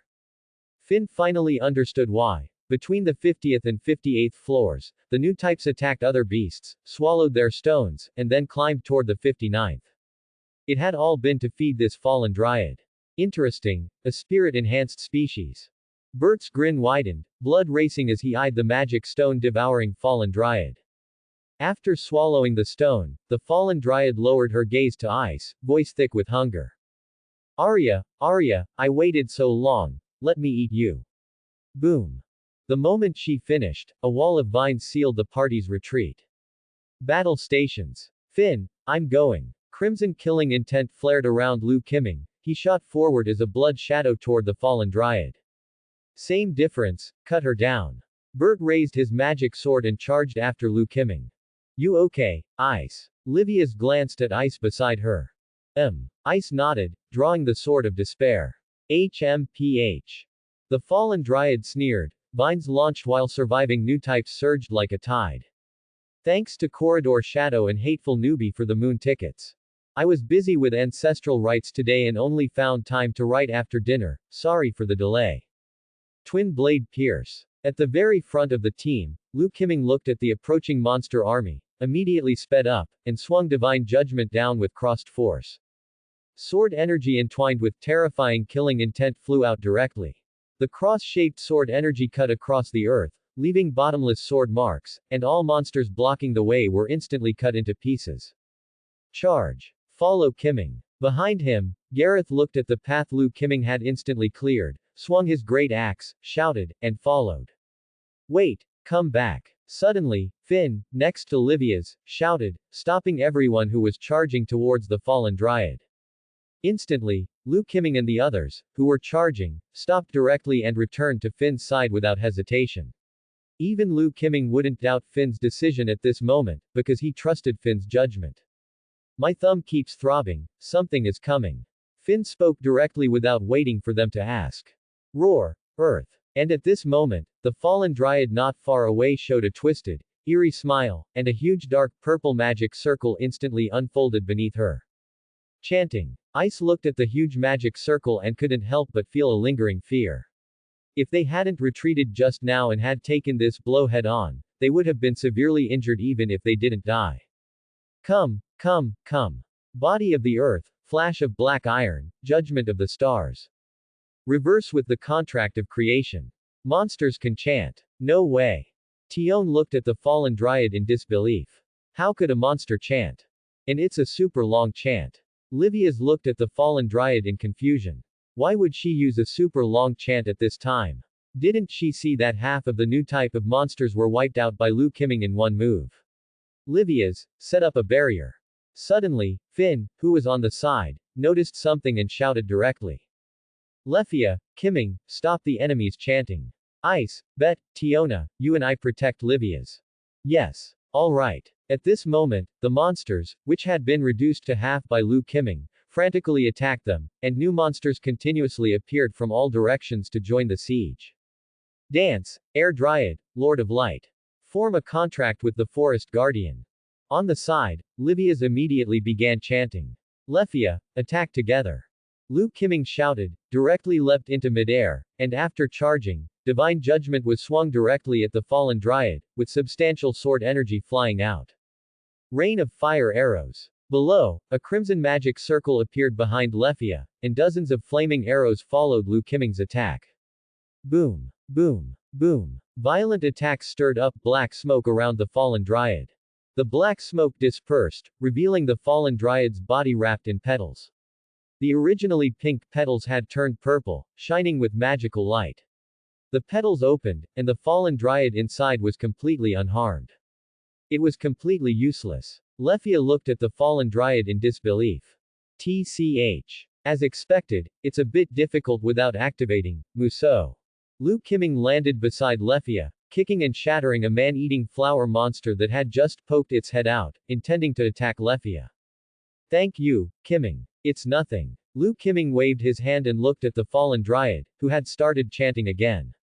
It was too late to activate Muso now, but the fallen dryad wouldn't get another chance to chant magic, not even with high-speed chanting. Shatter the sky, crush the earth, build a bridge, become heaven and earth. Axes of the sky fall like rain, a calamity of destruction. At this moment, Livius's chanting speed from behind accelerated again. Embrace us with the song of the earth, surround us. Transform into a great barrier of forest light, protect us, my name is Alf. As Livius chanted, the fallen dryad's chanting on the opposite side grew even louder. By the name of the proxy, I command. My bestowed name is Earth Dryad. Incarnation of the earth, queen of the earth. Everyone retreat into Livius's barrier. At this moment, Finn, who had just pierced through the new type of monster in front of him with a spear, shouted and retreated with everyone to Livius's side.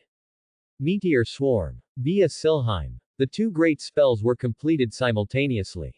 Above everyone's heads, a golden barrier instantly enveloped them, and countless golden magic circles floated around Lu Kimming and the others, protecting them. On the opposite side, above the fallen dryad, the purplish-black magic circle that was originally beneath her feet appeared in the sky, and countless meteors, trailing fire, crashed towards the group. Boom, boom, boom. Huge meteors continuously impacted the barrier. Instantly, the golden barrier began to shake violently. Livius gripped her magic staff, maintaining the barrier with all her might. The barrier is wavering. Hold on, Livius. I know. Livius gritted her teeth, fully maintaining the stability of the barrier. A few minutes later, the sound of meteors bombarding outside finally stopped. Has it stopped? Tiona looked outside the barrier uncertainly, only to see that the ground around them had all disappeared. Except for the area covered by the barrier, everything else had turned into deep pits, with crimson flames still burning within them. This is the power of a dryad. Lefia looked at the shattered earth outside, her expression sinking. If Livius's barrier hadn't held up, then they. Too arrogant, it's our turn next. Bet was completely unfazed by the earth destroyed by the fallen dryad's magic. He stared intently at the fallen dryad not far away, and started to walk out of the barrier. Wait, Bet. Huh. It's not over yet. Finn raised his throbbing thumb.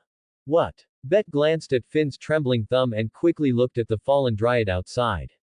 On the opposite side, the fallen dryad revealed a cruel smile, spread her hands as if embracing the sky, and began chanting again. Erupt, flames. Burn, burn, burn. Tornado of flames, barrier of crimson lotus, roar of purgatorial fire. Seal the world with the power of the swift wind. Ignite the sky, ignite the earth, ignite the sea. So fast. Lefia couldn't help but exclaim, listening to the fallen dryad's chanting speed. Is it coming again? She just cast such a huge spell. Gareth looked in astonishment at the fallen dryad surrounded by the crimson magic circle. This completely defied common sense. Livia's, let me do it. After Lu Qiming finished speaking, his body turned into a black shadow and he rushed out of the barrier. On the opposite side, the fallen dryad glanced at Lu Qiming, who rushed out of the barrier, smiled disdainfully, and accelerated her chanting speed again. This is a salute of anger and lament, this is at the cost of the life of the hero I love. By the name of the proxy, I command. My bestowed name is Fire Dryad. Incarnation of fire, Queen of fire. Fire storm. The purplish-black flames, the instant the fallen dryad finished chanting, surged towards Lu Qiming like a tsunami. The terrifying high temperature instantly turned everything in its path into magma. Musou, lightning blade shadow modified. Lu Qiming, who was charging at high speed, calmly looked at the surging purplish-black flames. The lightning on his body flared, and divine judgment transformed into a 40-meter lightning blade, directly meeting the attack. Boom. Golden lightning and dark purple flames clashed wildly. Lu Qiming thrust the sea of fire in front of him like a living shield. Qiming. Inside the barrier, everyone watched him slam into the flames and held their breath. Gareth, protect Ice and the others. Livia's glanced back, swept her staff, and sent the barrier racing toward Qiming, pouring her mana in without counting the cost. Thanks, Livia's, but keep Ice safe, that's enough. Qiming flashed her a grin, stepped forward, and brought divine judgment down in a savage arc. SHHK. The lightning crescent split the inferno in two and shot at the fallen dryad. She frantically wrapped her lower petals around herself. Boom. When the glare faded, the fallen dryad was grievously wounded, petals scattered, her colossal upper body cleaved in half. Ooh! A piercing scream tore from her split lips while two buds on her lower half bloomed. The monsters felled by spells dissolved into white light she greedily drank. The severed halves slid together, flashed, and rejoined whole. She's absorbing mana. Within the barrier, Tiona stared as the newborn monsters vanished one by one. We have to finish that thing. Do you still have the guts? Finn stepped outside the barrier and looked to Ice and the rest. What do you see in your eyes? Despair, terror, ruin. He spun round, pointing at Qiming charging the dryad alone. Or will you let Qiming fight by himself? TCH. Like I'm some fool coward. Bert roared and strode out of the barrier. Just what I wanted. Tiona and Tion stepped forward with bright grins. Livia's dissolved the barrier, staff leveled before her. Laurier, stay back and guard Livia's and Lefia while they chant. Everyone else, with me. Clear Qiming's path to the fallen dryad. Charge. Ooh. The whole team sprinted toward Qiming's position. Ahead, Qiming slashed. The massive arc wiped every monster away, then he flickered aside from vines lashing at him. Yet in the blink of that dodge the endless horde refilled the gap. Fool vines, so annoying. He shredded the tendrils, but the road was blocked again. Momentum of the unmatched. A crushing mental weight slammed the monsters, their roars choked as the front ranks exploded. Ha! Qiming summoned every ounce of strength. Thunder boomed as he raised divine judgment in a two-handed grip. Hey! Across from him the fallen dryad sneered. The earth shook and 9 vine walls shot up, while she resumed her spell. Fly, spear of thunder. A golden magic circle crackled with lightning as swift chant rose. Kimming, go all out, we'll handle the rest. Finn's voice rang out as he led Ice and the others past Kimming toward the dryad. Spear of madness, pierce my brow, I offer thee my blood. Crazy sage, hell Finnegas. Crimson flooded Finn's eyes. With a bloodthirsty roar he dove into the monster swarm. Follow the captain, open the road for Kimming. Tion stamped and vaulted high. Yaha! Her kick shattered every monster in front of her and slammed into the first vine wall. Boom! The wall quaked but held firm. So tough. Tion stared, stunned. Move, Tion. Finn cocked back his spear, body arched, weapon raised high. Raw! The spear thundered from his grip, boring through 4 walls before burying itself in the 5th. You fool! Ice! Gimme wind! Bert leapt, shouting down to Ice. Awaken! Pale green wind peeled from Ice and swept under Bert's feet. Thanks! His shoes blazed, he kicked off midair, aiming for the 5th wall. Boom! Boom! The 5th and 6th walls burst apart. Ha! Scum! Bert spat toward the chanting dryad, then staggered, feet screaming in pain. A vine shot from the broken wall and punched through his chest. Bert! Tiona whirled and severed the vine with a single slash. TCH, leave me, go. He shoved her aside and collapsed. Got it. Wind-wrapped ice flashed through the gap, left hand on the sword of despair at her hip. Vacuum draw and slash. Her colossal blade aura smashed 2 walls and carved a deep gash into the last. Now's our chance. Tiona raised her greatsword. One more hit and Kimming could strike the dryad herself. The fallen dryad lifted her head from the chant, eyes gleaming with triumph. Incarnation of lightning, queen of the bolt. Thunder ray. Savage lightning rumbled within the golden array. Her spell's done, what now? Tiona gripped her sword, gaze hardening. Burn everything to ash, sword of Surtur. My name is Alf. Blazing demon blade. Livius's voice rang from behind. Crimson patterns flared across the ground. Boom! Towering flames caught the golden thunder, holding it at bay. Livius. Tiona glanced back, then brought her blade down with everything she had. Kimming, she's all yours. Yeah. Behind them Kimming lifted his head. The thunder about him fell silent as a suit of living lightning armor wrapped his frame. The 40-meter divine judgment shrank to its true length, its once black edge now pure gold and alive with divine runes. Ultimate kill / annihilation. Luke Kimming's figure vanished in an instant. Golden lightning shot through the tunnel the party had carved and raced straight for the fallen dryad. The ground melted where the lightning passed, vine walls charred to black and crumbled into ash. Focus on one point, reach the pinnacle. Inside the lightning, Luke Kimming gripped divine judgment with both hands and slashed toward the magic stone in the fallen dryad's chest. Hey! The fallen dryad watched Kimming close in, opened her massive maw, and an icy crystal spell circle blossomed from it. Icicle edge. A spear-sharp shard of ice burst from her mouth, aimed at Luke Kimming's head. HMPH. Luke Kimming glanced at the incoming shard, yet still brought divine judgment down toward the dryad's chest. Crack. The ice struck his head, and the next instant shattered and melted against the lightning armor cloaking him. Seeing her spell fail, the fallen dryad tried to raise her arms to block, but before they lifted they were sliced to pieces. Arg! Lightning raked the fallen dryad's body. A gaping hole now gored her chest, revealing the scenery behind her. From countless sword cuts that had appeared all over her, thunder erupted. Gale dance of chaos. Luke Kimming landed beside the just arriving Finn and the others, calmly watching the shrieking fallen dryad. The instant he destroyed her magic stone he had felt a power from deeper within the dungeon flow into her. The obliterated magic stone had begun to regenerate, so Kimming hacked the dryad to bits. He refused to believe her main body could keep this clone alive now. It's over. We won. Tiona and Lefia cheered as the fallen dryad howled and turned to black dust. TCH. Trash. Bert limped over, clutching the wound in his chest. Bert, don't move. Your injuries aren't healed. Livia slapped Bert's shoulder, honestly, so badly hurt and still trying to look cool. Kimming, did you sense something at the end?